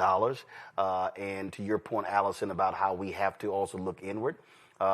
We created a golden circle. The goal is to get 100 members of corporations. If they contribute $100,000 each, that's at $25,000 a year. That would raise $10 million of the $15 million endowment right there. And so that's really what the target goal is. I have been saying that with these attacks on DEI, with what's happening in Washington, D.C., how they are attacking corporations, Black organizations, African Americans who are members are going to have to do more as individuals to support our institutions. We must be looking at self if we're going to survive in the future. Oh, absolutely. And I would also add, again, everything old is new again. I remember when I was talking to the board members many years ago about development and the importance of raising money. And so we did talk about a capital campaign, and I'm hoping and praying that you get much more traction than we did. But I don't want you to forget the fact that there is also planned giving. Many folks are, and I hate to say this, but many folks are beginning to pass on, and it's important. I know that NABJ is in my planned giving. Now, my kids would like it to be in to reap the benefits of whatever we've made, but we were very clear about organizations that we felt, my husband and I felt, were important to both of our growths.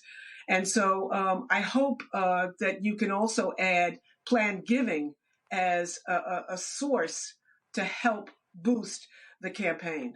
Absolutely, and that's the conversation that we definitely will be having as well. Allison Davis, we appreciate it. Thanks a lot.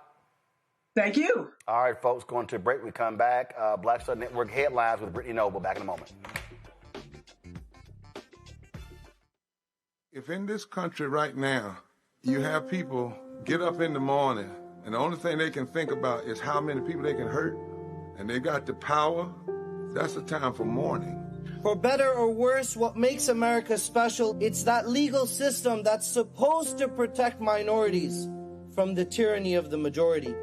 We are at a point of a moral emergency. We must raise a voice of outrage. We must raise a voice of compassion. And we must raise a voice of unity. We are not in a crisis of party versus party. We are in a crisis of civilization, a human rights crisis, and a crisis of democracy itself. And guess what? You've been chosen to make sure that those that would destroy, those that would hate, don't have the final say, and they don't ultimately win. They said the quiet part out loud. Black votes are a threat, so they erased them. After the Supreme Court gutted the Voting Rights Act in 2013, Republican legislatures moved fast. New voter ID laws, polling place shutdowns, purges of black voters from the rolls. Trump's Justice Department didn't stop it. They joined in. In 2018, his DOJ backed Ohio's voter purge system, a scheme that disproportionately erased black voters. Their goal, erase black votes and political power. Yeah, that happened. These are the kinds of stories that we cover every day on Roland Martin Unfiltered. Subscribe on YouTube and download the Black Star Network app. Support fact-based independent journalism that centers African Americans and the issues that matter to our community.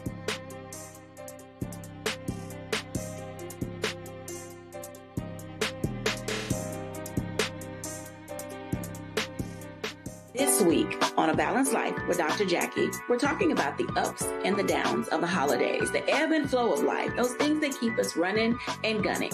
But you know there comes a time in each of our lives where we need to just sit down, sit back, and relax, giving you a chance to really find out who you are and how you're going to move your life forward. How do I learn? How do I grow from this? And that's where, resilience comes. So I'm literally walking this out in real time. It's just giving myself all the grace, all the space, all the permission that I need. We're talking about all of these things this week on A Balanced Life with Dr. Jackie here on Black Star Network. If in this country right now, you have people get up in the morning and the only thing they can think about is how many people they can hurt, and they got the power, that's a time for mourning. For better or worse, what makes America special, it's that legal system that's supposed to protect minorities from the tyranny of the majority. We are at a point of a moral emergency. We must raise a voice of outrage. We must raise a voice of compassion. And we must raise a voice of unity. We are not in a crisis of party versus party. We are in a crisis of civilization, a human rights crisis, and a crisis of democracy itself. And guess what? You've been chosen to make sure that those that would destroy, those that would hate, don't have the final say, and they don't ultimately win. Hey, I'm Tasha Cobbs, and you are watching Roland Martin Unfiltered. But I need a little filter. I need something. Blow me out. Make me look 35.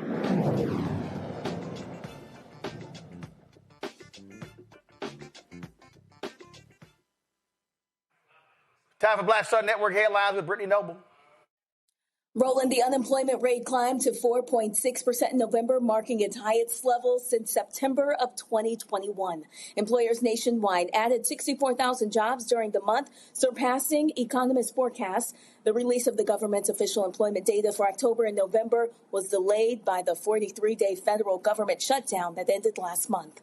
Well, the U.S. Department of Housing and Urban Development has opened an investigation into the city of Boston's housing policies, alleging that the city prioritized people of color in ways that may violate federal anti-discrimination laws. In a statement, HUD said, "We believe the city of Boston has engaged in a social engineering project that intentionally advances discriminatory housing policies driven by an ideological commitment to DEI rather than merit or need." Boston officials are pushing back, defending their approach and saying the city will continue its work to expand equitable and affordable housing. They can't say that the federal probe a politically motivated attack on local efforts to address longstanding inequities. Well, the U.S. Supreme Court will review the case of Terry Pitchford, a black man on death row in Mississippi. Pitchford, now 39, was convicted of capital murder for his role in a 2006 armed robbery in which an accomplice fatally shot a store owner. Although more than half of the original jury pool was black, the final jury that sentenced him to death included only one black juror. Pitchford's attorneys argue that prosecutors excluded black jurors because of their race, a claim they say is supported by the trial record and filing history. Also, 2 Republican lawmakers are facing backlash after calling for the mass expulsion of Muslims from the United States following a mass shooting at a Hanukkah celebration in Australia. Florida Congressman Randy Fine called for a Muslim travel ban, mass deportations, and citizenship revocations in a social media post. Alabama Senator Tommy Tuberville echoed similar rhetoric, writing on X that Islam is not a religion and claiming Muslims are here to conquer, ending his post with a call to send them home.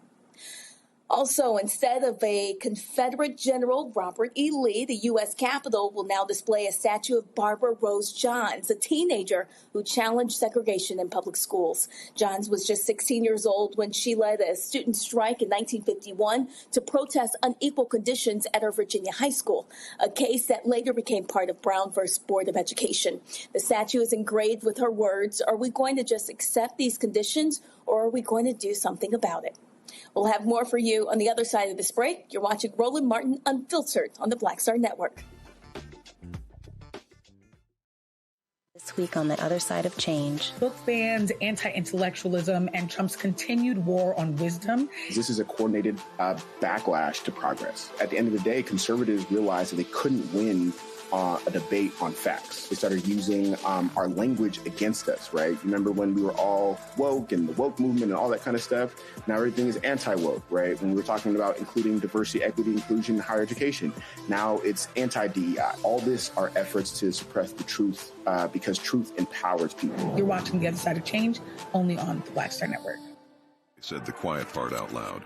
Black votes are a threat, so they erased them. After the Supreme Court gutted the Voting Rights Act in 2013, Republican legislatures moved fast. New voter ID laws, polling place shutdowns, purges of black voters from the rolls. Trump's Justice Department didn't stop it, they joined in. In 2018, his DOJ backed Ohio's voter purge system, a scheme that disproportionately erased black voters. Their goal, erase black votes and political power. Yeah, that happened. These are the kinds of stories that we cover every day on Roland Martin Unfiltered. Subscribe on YouTube and download the Black Star Network app. Support fact-based independent journalism that centers African Americans and the issues that matter to our community.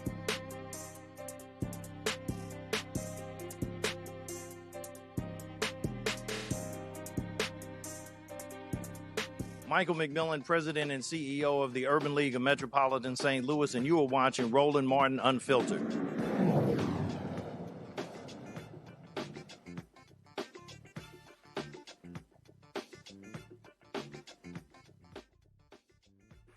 All right, folks, welcome back to Roland Martin Unfiltered right here on the Black Star Network. You know, one of the things that we often talk about here is how crazy these things are. Earlier, I mentioned this here. Okay, what's happening there in Boston? It's been 2 more years since the Supreme Court ended race-conscious affirmative action. The Trump administration is now ramping up pressure on colleges to prove they are not considering race in admissions. The White House has demanded detailed admissions data and is escalating its crackdown on DEI in higher education by targeting personal essays where students discuss race or identity. How about freedom of speech? MAGA officials argue that essays highlighting diversity as students of color, adversity as students of color, amounts to ban discriminatory practices that circumvent the court's ruling. No, it doesn't. Since the 2023 decision, black and brown enrollment has dropped sharply at 20 selective colleges, Ivy League schools. According to the Associated Press analysis, that decline is unfolding even as the White House frames DEI as a problem rather than a solution. Over the past year, federal officials have flagged cues such as personal essays, narratives about overcoming obstacles, and diversity statements as potentially unlawful stand-ins for talking about race. So I guess, Mustafa, white folks from rural America can't talk about overcoming adversity. Well, I'm glad you raised that because a lot of folks know that I actually come from dirt roads. I was raised in a rural community. And, you know, I saw plenty of folks when I was going to college as a part of their, the information that they were sharing with those institutions, talking about where they came from, why they were proud of where they came from, the challenges that they faced. And it was just a part of their narrative. So we should be able to actually share, both of the beauty and the challenges of the spaces that we come from and how education can help us to move to a higher level. But, of course, these folks are not interested in black and brown folks being able to garner higher education because, again, they don't want to have to compete, not only just when we're going to school, but also after we graduate and get degrees and move into the job market. So, once again, this is just another way of erasure. This is another way of restricting people's ability to be able to move forward. Randy? And I think what people don't understand is that a lot of white people feel as if they're deserving of every position that's there, every position at every college that exists, and that the only reason we get in is because of either DEI and this white guilt they always talk about. You're hearing them, keep talking about the only reason that white people are in any way sympathetic to us is because there's white guilt, not because we've earned any right or earned anything that we have. And so they're trying to suggest that they should get rid of in any program where they feel sorry for us. Sorry, I'm I'm rambling a little bit, but I think that is the problem that's happening right now, is that they just want to say white people don't even listen to black people's stories. We need to do everything that we can to suppress the truth. And the only way that we have ever earned any sort of recognition or position in school is based on them feeling guilty or us being victims. And we all know that that is not the truth. Yep, and you know what? These white folks always talk about, oh, you're playing the victim. They're doing a really good job, Joe, of playing the victim. Yeah, well, normally it's the same old thing. There's all this deflection that's going on. And, you know, what they're accusing us of, frankly, is what they're doing. Playing victim, woe is me. I've said more than once, listen, at the end of the day, this system was not created for us. And I am very sympathetic to hardworking folks of whatever color. But that white person still has an advantage of privileges. You know, what Paul Mooney used to call the complexion for the protection. And so life is not fair. It's inherently unfair. And so is grace and mercy. So it works two ways. Both to the good and to the bad, that life isn't, quote, fair. We try to make it fairer, but it'll never be totally fair.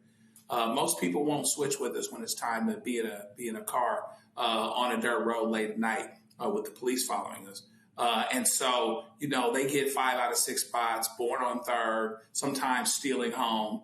And then they want to learn, they want to have a discussion about why the 6th spot doesn't go to them as well. They have the force of tradition, the force of relationships, the force of familiarity. And then what they're trying to do with us is take away the force of law. And so, you know, it's interesting. There's this presupposition, to Randy's point, that they're the ones that actually belong in the first place. And that's a suggestion that was never true, but it's been perpetuated and etched in stone so much that people think of it differently. People forgot that even legacy was about white people keeping Jewish people out of the Ivy Leagues. That's where legacy came from. Legacy was a changing of the rules. It was a flex and a change so that people that may have been unqualified could get in. Legacy does not demonstrate or prove qualification, but nobody wants to talk about those types of things. So, you know, it's a pretty dishonest argument fundamentally, and it's a difficult one to hear. Because it's bullcrap. If you've ever been concerned about how could they actually express having concerns about DEI when you look at this administration? You got a DEI president, you got a DEI secretary of defense, you got a DEI, secretary of war, you got a DEI Justice Department, and you got a whole bunch of DEI judges. If DEI is negative people that don't necessarily qualify, okay, you know, they're okay with doing that as long as it's theirs. All right, folks, for months we've talked about Fanbase, the Series A raise, raised about $17 million to really expand the social media app. Lots has been going on.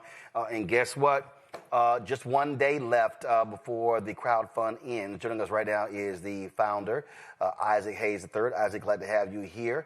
So the goal was $17 million. I saw the other day you had a post.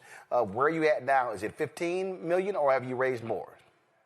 15.5. We've raised about $331,000 just today. Gotcha. So, yeah, it's we got one day left. And the thing that you've constantly talked about, and we talk about this all the time. If we talk about stock market, when we look at these individuals who invest in companies, first of all, people don't realize when you're in the stock market, that company goes public. So you've already had people who invested early, and then when it goes public, if it blows up, they make a whole lot of money. There was an example you used of a guy who invested, what was it, $5,000 in Uber or something like that? Yeah. $5,000. Orrin Michaels put $5,000 into Uber in 2010. And in 2019, when the company went public, his $5,000 was worth $24 million. And so the reality is what often happens is that as African Americans, I'm sitting here, iPad, iPhone. I'm looking at charger, iWatch, all this sort of stuff like this. I'm looking at DJI equipment. Well, guess what? What happens is we are early adopters. We use all this stuff, but we are never the ones making money as equity owners. We are consumers of products. Absolutely. And when it comes to things like social media, we are the number one consumer of a lot of these products, and we push these platforms to trillion-dollar status. You know, Facebook is right now, Meta is a $1.8 trillion company with a T, like with $1 trillion in 20 years. It's become a $1.8 trillion company, largely because of the innovation and talent and creativity of young people and Black culture primarily. But no one ever really got the call to invest in Facebook in 2004, right? The 2004 Facebook crowd was Peter Thiel, who owns Palantir and who's a big Trump supporter. And, you know, those guys are the ones that are worth billions of dollars, you know, 21 years later. And so with Fanbase, I wanted to build an infrastructure just as infant as Facebook, but then scale it to a multi-billion-dollar company. But this time, the general public can have an opportunity to invest in it, right? So what Peter Thiel has done with his billions is take his money and work against the benefit of Black people on a platform that Black people help build. So what really makes a social media platform valuable are the users. And so the technology is really something that takes capital to build, but we are the essence and we are the soul of social media. And so if we can do it on Facebook and Instagram and TikTok, we can do it on Fanbase. But before we do, let's invest and own that platform. So then when we go public or we get acquired, then we have multiple Peter Thiels that are involved in, but they're Black people. They're people that believed in Fanbase before everybody else. They're investors that came in early, even at the small amount, the minimum amount of this round of $399. If you think about Fanbase going from a $160 million company, which it is now, which is amazing, but just say $160 billion, which is still 10 times less, like I said, than what Meta is worth now, 10 times less, 5 times less of what Instagram is worth now. That's still 1,000x return, right? So that's in theory or in possibility. Someone putting $399 into an investment a day, and 6-7 years from now, being able to make $399,000 off their investment, and we can do that. We have the ability to do that. We got AI technology. We have coding involved, like that. We can use the AI. We built a brand new algorithm. So this is the time when all these apps have spent the last year telling Black people that we don't want you. We don't want DEI. We're ending all our initiatives. Cool, end them. We're building microdramas. We're building a social media platform for the entire world to use, and it will be diverse and equitable and inclusive all at once. We also want people to download the app, so explain to people exactly what Fanbase does.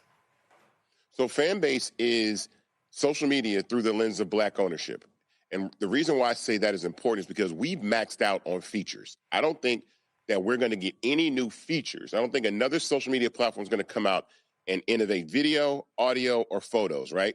We maxed out on those. What the difference is monetization and ownership. So Fanbase allows anybody that uses the platform the same way you would use Instagram or TikTok or YouTube to have subscribers from day one, still free to use, and people can tip you for your content. So the videos and the photos that you post on Instagram, on Fanbase, you can make 20 cents, 30 cents, $1, $5, as much as people feel like they want to give you for the content that you post. And then, again, people owning the platform. It's a social media platform. And so there's always going to be new apps. We've seen pretty much the death of Twitter the last, few years with Elon Musk taking over X. And we're seeing the transition of TikTok become, the TikTok of True Social with Trump and his individuals acquiring that platform. So we know it's about to happen over there. So we're going to need new spaces. We're going to need new platforms.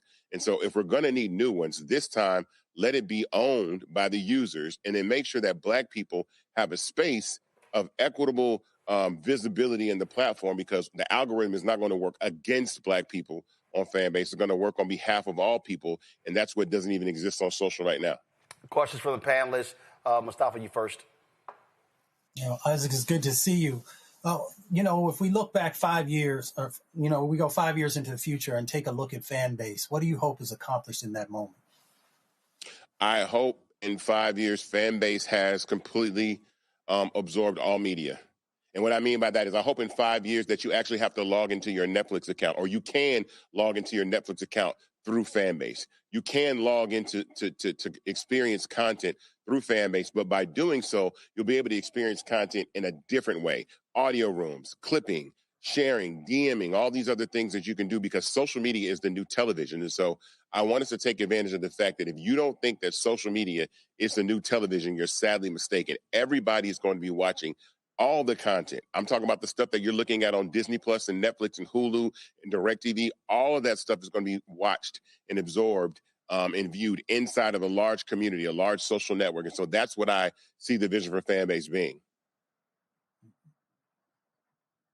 Randy? Good to see you, brother. It's good to see you, brother. I'd like to say that I am an early investor in Fanbase. Not big, Absolutely. but there. And I'm also a content creator and have an account on Fanbase. So I believe very much in what you're doing. What I'd like to ask you is, why do you think some people are hesitant to participate in Fanbase? Do you think that there is an issue with our minds being colonized that we don't quite easily adopt when one of our own does something big and different? No, I think it's a combination of capital and dopamine, right? Like the platforms like Meta and TikTok have spent an enormous amount of research understanding what triggers the mind to be excited and want to stay on the platform. And that's visibility and views. And so one of the things that people say when they first get on Fanbase is, oh my God, I'm not getting the same views that I get on Instagram or TikTok. And I'm saying, yeah, of course, because those platforms are multi-billion-dollar platforms that sink a lot of money and technology into hooking you into using the platform. And so then on the investment side, we've never been here before. Like I said, I ask anybody to count on one hand, count on three fingers. You got Black Planet, you got Fanbase. Name another one. Name another like Black-founded social media platform that has come anywhere close to Fanbase or Black Planet in 25 years. And so we've never been here before. So people are also worried about the unknown. I think what's going to happen, though, is that people are going to be forced to move to other platforms simply by the way that they're going to be treated. And some people will still remain on platforms like TikTok. But I think that people are going to be get a rude awakening come 2026 about the plans of the current administration and the people that acquired TikTok of what they want to do with it. And this is the perfect time. Like, this is the time to, once again, these companies have spent the last year saying, we don't want diversity, we don't want equity, we don't want inclusion. What they count on is somebody not building an infrastructure that can absorb all that diversity and accept all that equity, and include all that inclusion into the product. And that's what Fanbase does. They're counting on no one to come to a platform like Fanbase, and they didn't count on me to build something like Fanbase. And so that's going to be the big surprise for them in 2026 is, because when the micro dramas take off, when the Black micro dramas start going crazy, all those same companies are going to come try and lure all of us back. They're going to say, hey, we want diverse micro dramas. We want diversity. We want equity. Yeah, because there's millions and billions of dollars behind it. And when you see how much money you're losing and people are using a platform like Fanbase and advertisers are coming to Fanbase because they want to reach Black audiences, they want to reach diverse audiences, then the whole conversation is going to switch because money, this is all about money to a lot of these major corporations. But this time, the money's going into the hands of the users and the investors. Well, and as Jeff Carr said here, the Black people bring your eyeballs home. And the reality is we make these platforms massively rich by virtue of our eyeballs and our creativity. So how about we do it on a platform that is not just only for us. Anybody can join a fan base, but if we invest in it, we can actually build it up ourselves with all of our amazing and incredible talent. Joe, I'm sorry, Joe, you asked the question, right? Yeah, no, I haven't. Thank you, Brother Hayes. Good to see you. Blessings. Let us know what someone who may not have looked at Fanbase in the last year or so, what can they see now that they didn't see this time last year? You can see we built a brand new algorithm that we've been working on since July. We just rebuilt content migration. So when you go to Fanbase, it's easier to migrate your content from Instagram or TikTok over to the platform. What you cannot see on the back end is the talent we've been able to hire. It costs a lot of money to hire really great talent. Okay, right? hold on, stop right there. I need you to repeat that again because what I need people to understand, the person who is sitting here watching, and there's a whole bunch of Negroes who've been shitting on Fanbase, bitching about stuff, don't understand that that Meta, that Twitter, that Instagram, all these platforms, they put in $200, $300, $400, $500, $700 million, $1 billion into staff, engineers, all that sort of stuff. And so it's a whole bunch of us expect a black-owned platform to operate just like those platforms, and don't nobody want to ask, well, what was the level of investment that went into it? Meta was hiring engineers from Google. Google hiring engineers from Apple. All this sort of stuff like this here. And as I always say on this show, if y'all want quality, it costs money. It don't just happen just because. Now go ahead. Yeah, we've been able to actually hire some talent from Meta. You know, we have a product owner that's part of the company from Meta. I have 2 amazing advisors that used to work at Meta, senior level black executives that were at Meta and Snapchat. And so we've been able to get better because those have led to us finding a young black man who's going for his doctorate in mathematics. Shout out to Quincy, who helped train our algorithm. So you have a young black man understanding that as we train an algorithm to recognize images and faces and features, that it's not biased against black people, right? And all these things matter. Like, these are really, really important things, and they don't understand that. But Roland, you said something so important, and you just kind of glossed over it. But we I ain't glossed over it. Hold on. No, listen. This is what you said. You said, like, think about this. Every time black people download and use applications that are owned by white or Asian people and make them the most successful companies in the world, and on the back end, right, somebody white or Asian owns those companies. They sit on the cap table. And my point is this, is like, this time, I guarantee you, when our talent, wherever our energy, wherever our culture, wherever our talent is, those people will come. So this time, when they come to Fanbase, right, the people that own Fanbase look like us, right? They look like us. They talk like us. They sound like us, right? And they believe like we believe. And they will use those products the same way. You're telling me right now that if the NBA had all black owners, that they still wouldn't come see black people play basketball? No, they wouldn't. They would absolutely still come. But the problem is that ownership piece is so hard to get to in the very, very beginning. You have to think about that. You have to strategize about that. You have to say, before I leap, I have to look and plan. And so before we blow up another social media platform, I was like, this time I'm going to build something. Before we blow another one up, if we're going to blow anything up, we're going to blow up our own stuff. And so this has been a really, a calling on my life, a real big challenge. I'm really happy about what I've been able to accomplish. It's purpose-driven. There's a lot of energy and effort that goes into the entire team that helps build a platform like this. And the investment side just brings it all the way home. I think, people never get an opportunity to invest in startups like this. But I promise you, between now and the rest of the year, you will hear people running up parlays on Prize Picks and talk about playing the lottery that's at $1 billion and going to Vegas and gamble. And they want you to do that. They put primarily black faces in front of these commercials that tell you to gamble. I'm no shade to anybody that gets paid to advertise to gamble, but every time I see a commercial about gambling, I see Kevin Hart, LeBron James, Jamie Foxx, Drewski, Joe Budden, all in beast mode. I see all black faces telling you, no, go over here, spend your money over here, parlay, gamble, do all the blue collar gambling, but leave the white collar gambling, which is investing. Leave the white collar gambling to us. Let us invest in the NVIDIAs and the Apples and the Microsofts. Those are the things that I'm talking about.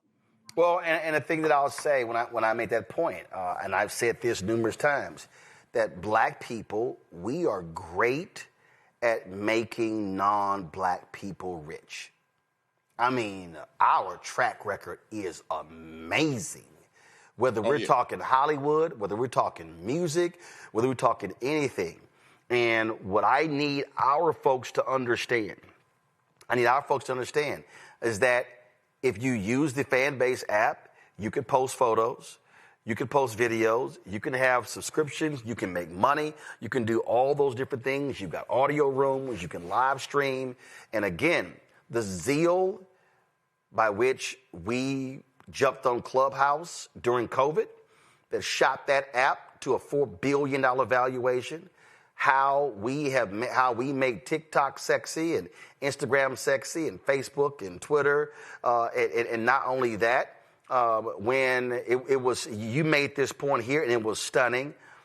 These black targeted, so-called black-owned outlets, when they were talking about banning TikTok, it was stunning to watch these black outlets touting other apps out of China and other places that they ain't never heard, but they actually saw it on some white site and totally ignoring Fanbase as if Fanbase didn't even exist.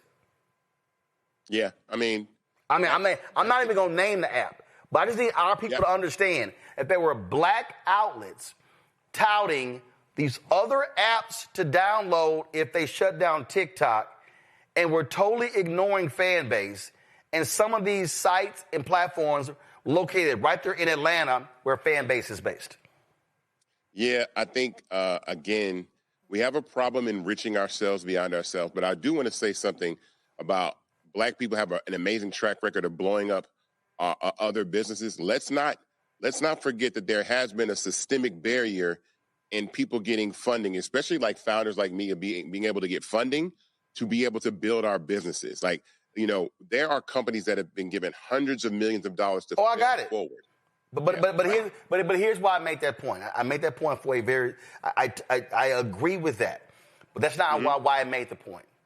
Because what I need our people to understand, I need people who are watching and listening to really understand the point I'm about to make. And I'm going to go back to our first year.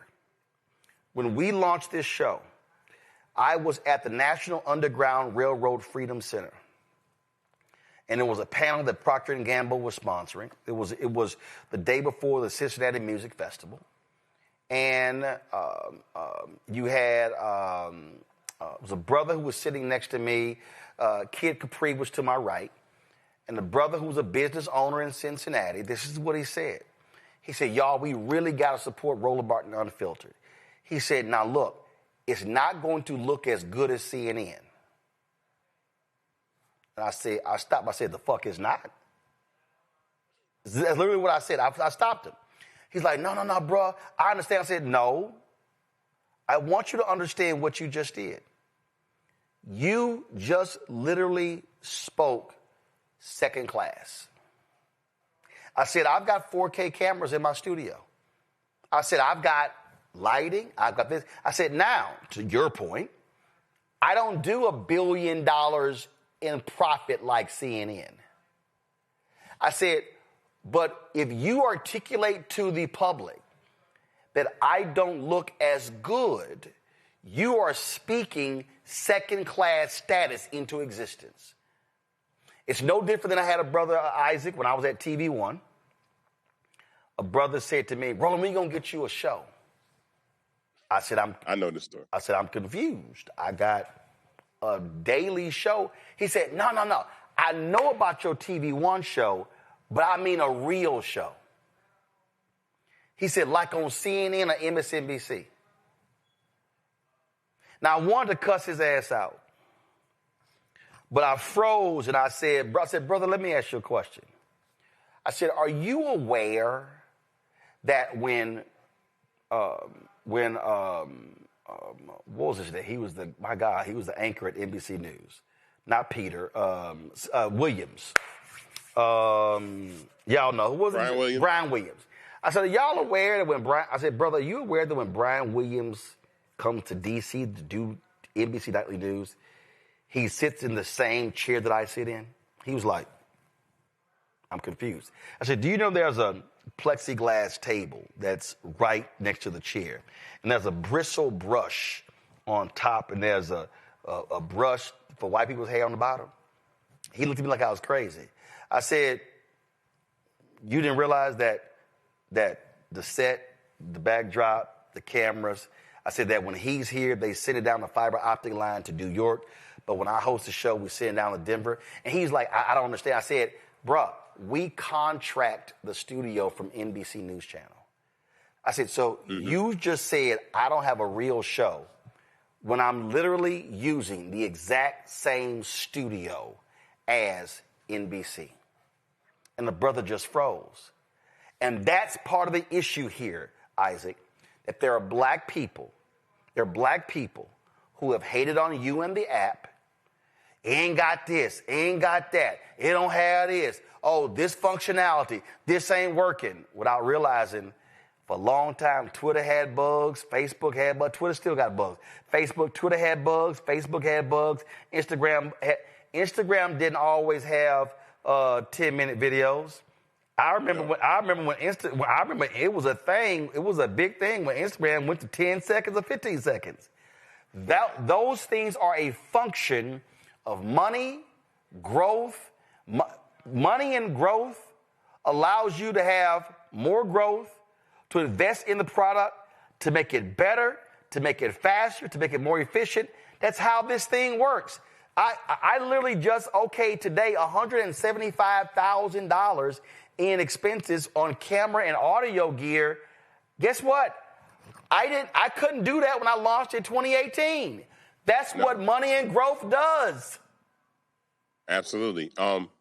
You know, what's interesting is that what makes this challenging is that our floor is everybody else's ceiling.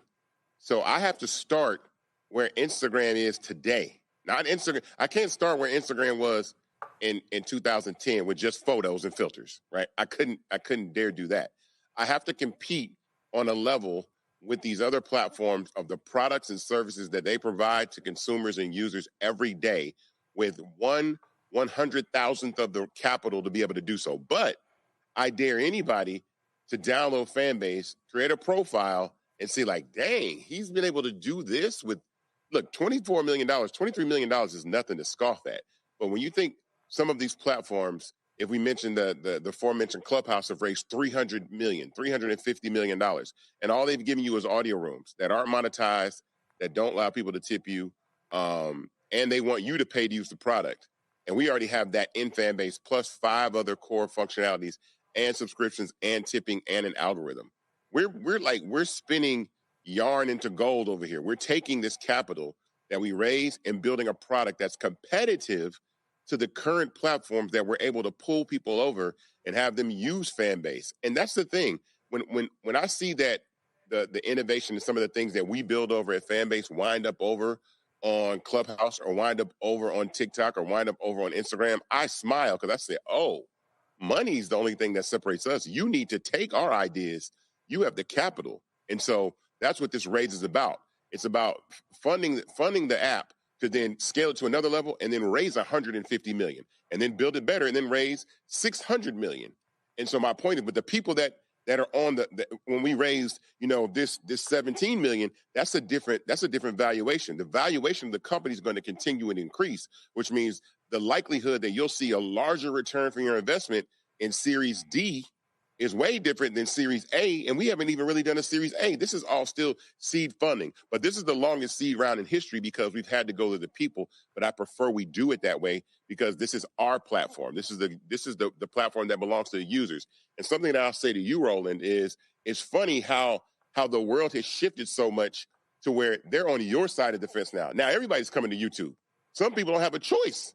Some people have to create YouTube channels now. They don't have network television to go to. They don't have terrestrial radio to go to. They have the infrastructures of platforms that they build, and you had the foresight to go independent long before anybody else did, and that's why I always give you your flowers, because everybody makes it not sexy to go independent, right? Oh, yeah, man, it's not a good show, it's not whatever. But now, no, this is where everybody's headed regardless. You were just early. Fanbase is just early. We are visionaries. We are people that see where things are going long before everybody else. And 99.9% of the people don't see it. So they'll mock it, they'll ridicule it, they'll make fun of it. But that 0.1%, they put their money down. They invest, they watch, they support, they tell others. And then before you know it, everybody's going to be like, I knew Roland was going to make it. I knew Fanbase was going to be a success. No, the people that know it are going to see it with their wallets. They're going to see, they're going to be able to talk that talk like, I invested. No, I was there in the beginning when it was lean and mean over there. And Isaac was doing these conversations with Roland. And now look where they are. And that's the point about investing early and being an early adopter, because people bite themselves. Everybody has their story. Man, I wish I would have invested in Uber. Man, I wish I had invested in Apple. Man, I would have invested in Facebook. Man, I wish I would have had the chance. This is your chance. So I don't want to hear anybody in the community talk about, man, how come you ain't let people invest in Fanbase? What about the people? The time is now. Like, this is, I'm looking at my watch. You got a little time left. When we hit $17 million, the raise closes regardless. So no matter what amount of time that is left in this round, if we hit $17 million tonight, the raise closes, right? And we, like I said, we raised in a day almost $335,000 just in today, right? And that's the day before. This is the day before the round is closing. So I tell people not to wait. Tell a friend. Make it Christmas gifts. Tell everybody that you know that we need to support and build, because in 2026, I'm taking no prisoners on the way that Black culture is handled and treated, because these apps have told everybody all year long, we don't want you. And we beg anyway. We don't want you on our apps, and we beg. And I have no time or no energy for any of that in 2026. So we on our own wave in 2026. Indeed. All right, folks. So if you, first of all, download the app Fanbase. Go to the Apple Store, go to the Android Store, download it. But if you want more information on how to invest, and again, there was somebody, there's somebody out there, I didn't bring her name, and the problem is, y'all, I don't know how to reach her. She sent me a $399 check for Fanbase. Y'all, that's not how it works. You can't send me money. Okay, you can't do it. You got to go to startengine.com/Fanbase. Startengine.com/Fanbase. All the information is on there. It closes tomorrow. What time tomorrow? Is it midnight? Is it 5 p.m.? What's the time? It's midnight. It's midnight West Coast time. So it's technically 3 a.m. So 3 a.m. Eastern. So it really closes on December 18th at 3 a.m. Eastern. But West Coast time. So y'all, that's it. We've been talking about it. We've been running promos at the end of every single show. We talk about it for months now. So y'all can't say I ain't know. You can't say I ain't have a shot. Now what's the minimum investment, Isaac? $399. Get your 60 shares. All right. So again, y'all, and again, look, there's no guarantee that the investment will pay off. But here's what to Isaac's point, we spent a whole bunch of money on stuff that we have thrown out a year or two later. But the opportunity to be able to build and grow and see your investment pay off is critically important. And yes, a lot of us been buying lottery tickets. And listen, I don't spend no money at a casino. If I'm going to gamble, hell, I'm going to gamble on the golf course where I know what my skill set is. Hell, I know what I can do. Isaac, we appreciate it. Thanks a lot. Thank you, sir. All right. Final point to the panel here, and Mustafa, I'm going to start with you. Man, I see this so often. So many Black folks who literally will drag and crap on Black-owned companies. It ain't this, ain't that. And, man, we will give white folks shot after shot after shot. And folk got to understand, you cannot grow and get big if you don't have capital. I would say this here. When folks, I sit in these meetings and they go, well, you know what we really need for Black-owned companies? We really need more investment. I said, nah, I'm good. I said, I ain't got no debt. I don't need investment. I need contracts. If I get contracts, I can grow. I said, contract money is the same as investment money. Actually, it's better because you ain't giving up equity. But that's what we have to recognize, that we have to look at how business works, and the ability for us to be able to invest in something that will pay off bigger down the road is stuff that we normally never get a chance to do. That's just real. And, I love that quote that says, bet on Black. I mean, we bet on so many other things. I'm so blessed. My father, at a very young age with myself, taught me about how important it is to utilize the stock market, to utilize investment, to make sure that you have exponential growth that happens over time. And I'm just one who believes that if we say that we love the Black community, then for those who have done the work, right, who built the infrastructure, who have thought critically about whatever the entity is, then we should support them. And by supporting them, one, we're doing the right thing and helping to uplift our communities, but we are also helping to build wealth inside of our communities and for our families. And we are always talking about the wealth gap that exists inside of our country. This is an opportunity through investment to actually make sure that we are shrinking that and one day eliminating that, and also making sure that generation upon generation of the folks who come after us have what they need to be able to continue to thrive, not survive, but to thrive. So, folks, do your due diligence, do your research, but make sure that you are investing inside of our community and our entities. Randy? The only way we get power is if we build up our economy. Many of us as Black users on these social media sites and things, we're oftentimes being silenced. We get put in Facebook jail just by simply talking about our issues. Our voices are always diluted or completely silenced. And it would be power if we actually had when we have our own site and someone who wasn't scared about us talking about our issues. Just like you have power, Roland, in owning your own network. You can cover the stories that matter to us. You don't have to worry about being silenced or our message diluted. So we absolutely need that power. And, we're so patient with other people. I think about how now we're spending $1,200 on an Apple iPhone and we're getting updates every month because it has bugs in it. It doesn't quite work. We go to McDonald's and our order isn't right. So we need to understand and be patient as we do get capital and we build up and build our site and our products to be better and better. Joe?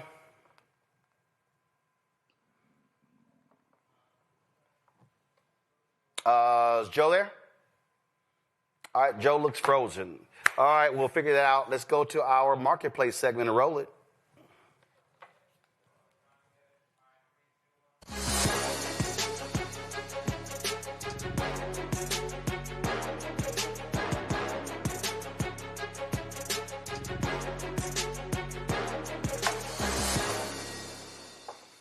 All right, y'all, we're talking beauty, self-care, celebrating our melanin. That's right, Cocotique is a subscription box created just for Black women and women of color, delivering curated beauty, hair, and wellness products right to your door every single month. Cocotique founder and CEO Dana Hill Robinson joins us from Marietta, Georgia. Dana, glad to have you here. So where does this idea come from, this subscription box that comes, is this what it is, that comes every single month? Yes. Sometimes it comes in a tote bag. This is one of our tote bags that we did for the boho collection, which is also being offered. And then sometimes it'll come in an organza bag. But I started Cocotique in 2013 to provide a platform for women of color to discover products that are curated especially for them. Every month you'll get 5 to 7 full-size products that range from hair care, skin care, makeup, everything under the sun that pertains to self-care. And a lot of times, women say to me, oh my God, this is just a present to myself, because so many women don't make themselves a priority. And so Cocotique is that gift to yourself, to remember to practice self-care and to prioritize yourself. So I'm looking at it here. So we've got this extra long 60-inch satin wrap, and Rand is over there salivating. We've got Collagen Supreme Mask. We've got a couple of these in here. We've got Edge Control. Yes. We got let's see here. What is this called? Double Take. Sculpt and what is this? It's a highlighter stick. Okay, all right, highlighter stick.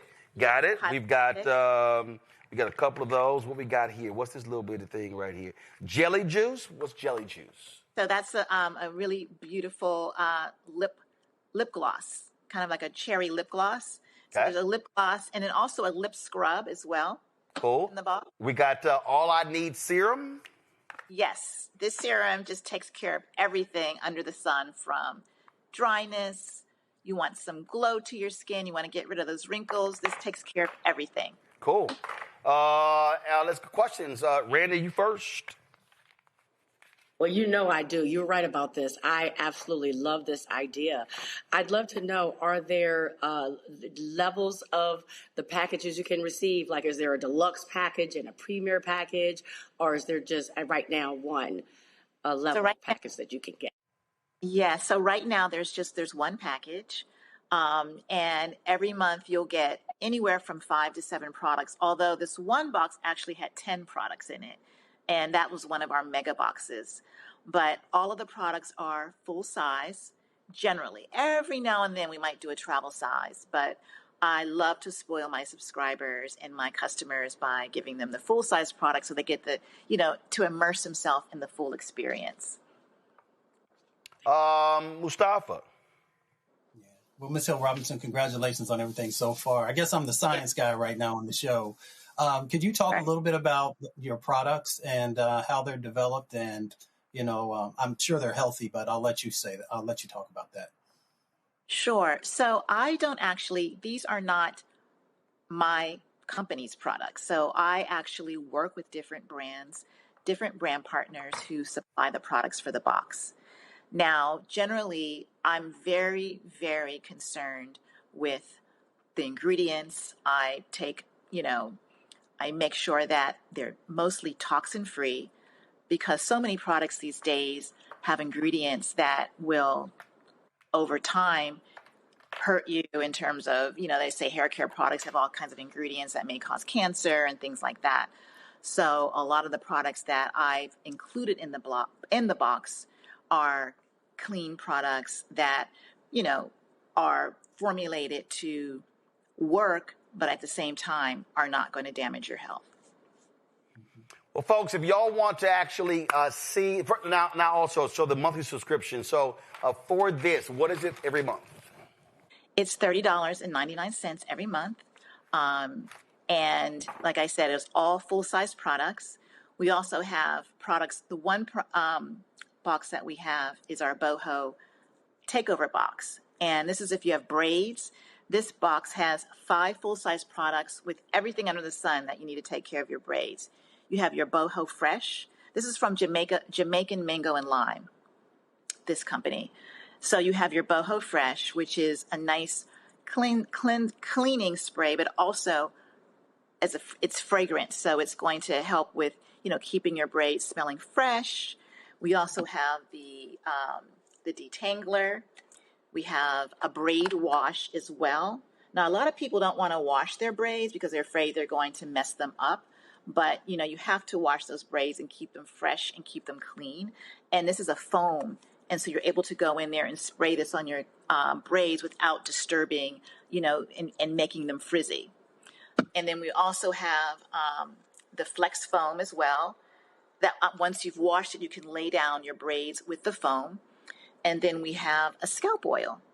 So you got to take care of your scalp while you have those braids. And this is great because it has a nozzle, so you can really get in there in between the braids to nourish your scalp.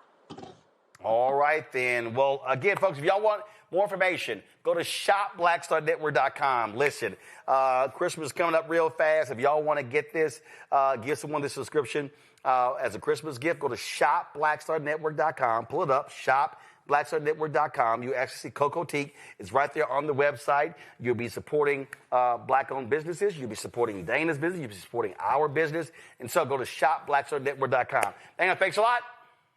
Thank you. Thanks for having me. Have a great day. Thank you very much. All right, folks, we went over time. Let me thank Mustafa. Let me thank Randy also. Let me thank Joe. Shout out to Randy. Randy just celebrated her birthday. And so she's been out there acting a fool. So Randy, happy birthday. And I think Nola's birthday was on Monday, I believe.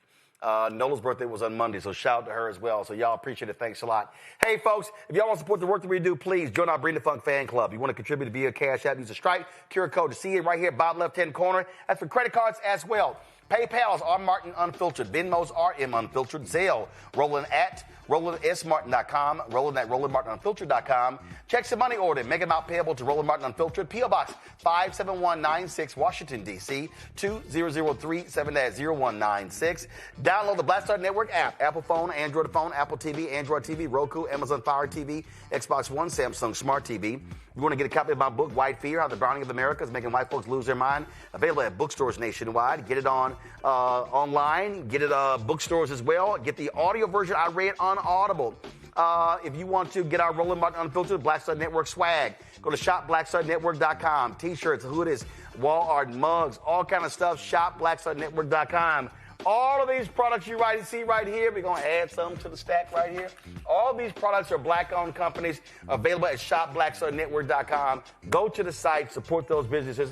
And as I said, download the app Fanbase. You got until 3 a.m. Eastern on the 18th if you want to invest in Fanbase. After that, y'all ain't on me. StartEngine.com/Fanbase, StartEngine.com/Fanbase. Folks, that's it. I'll see y'all tomorrow right here. Roland Martin Unfiltered. Oh, hold on. Before I go, let me go ahead and kill the music, please.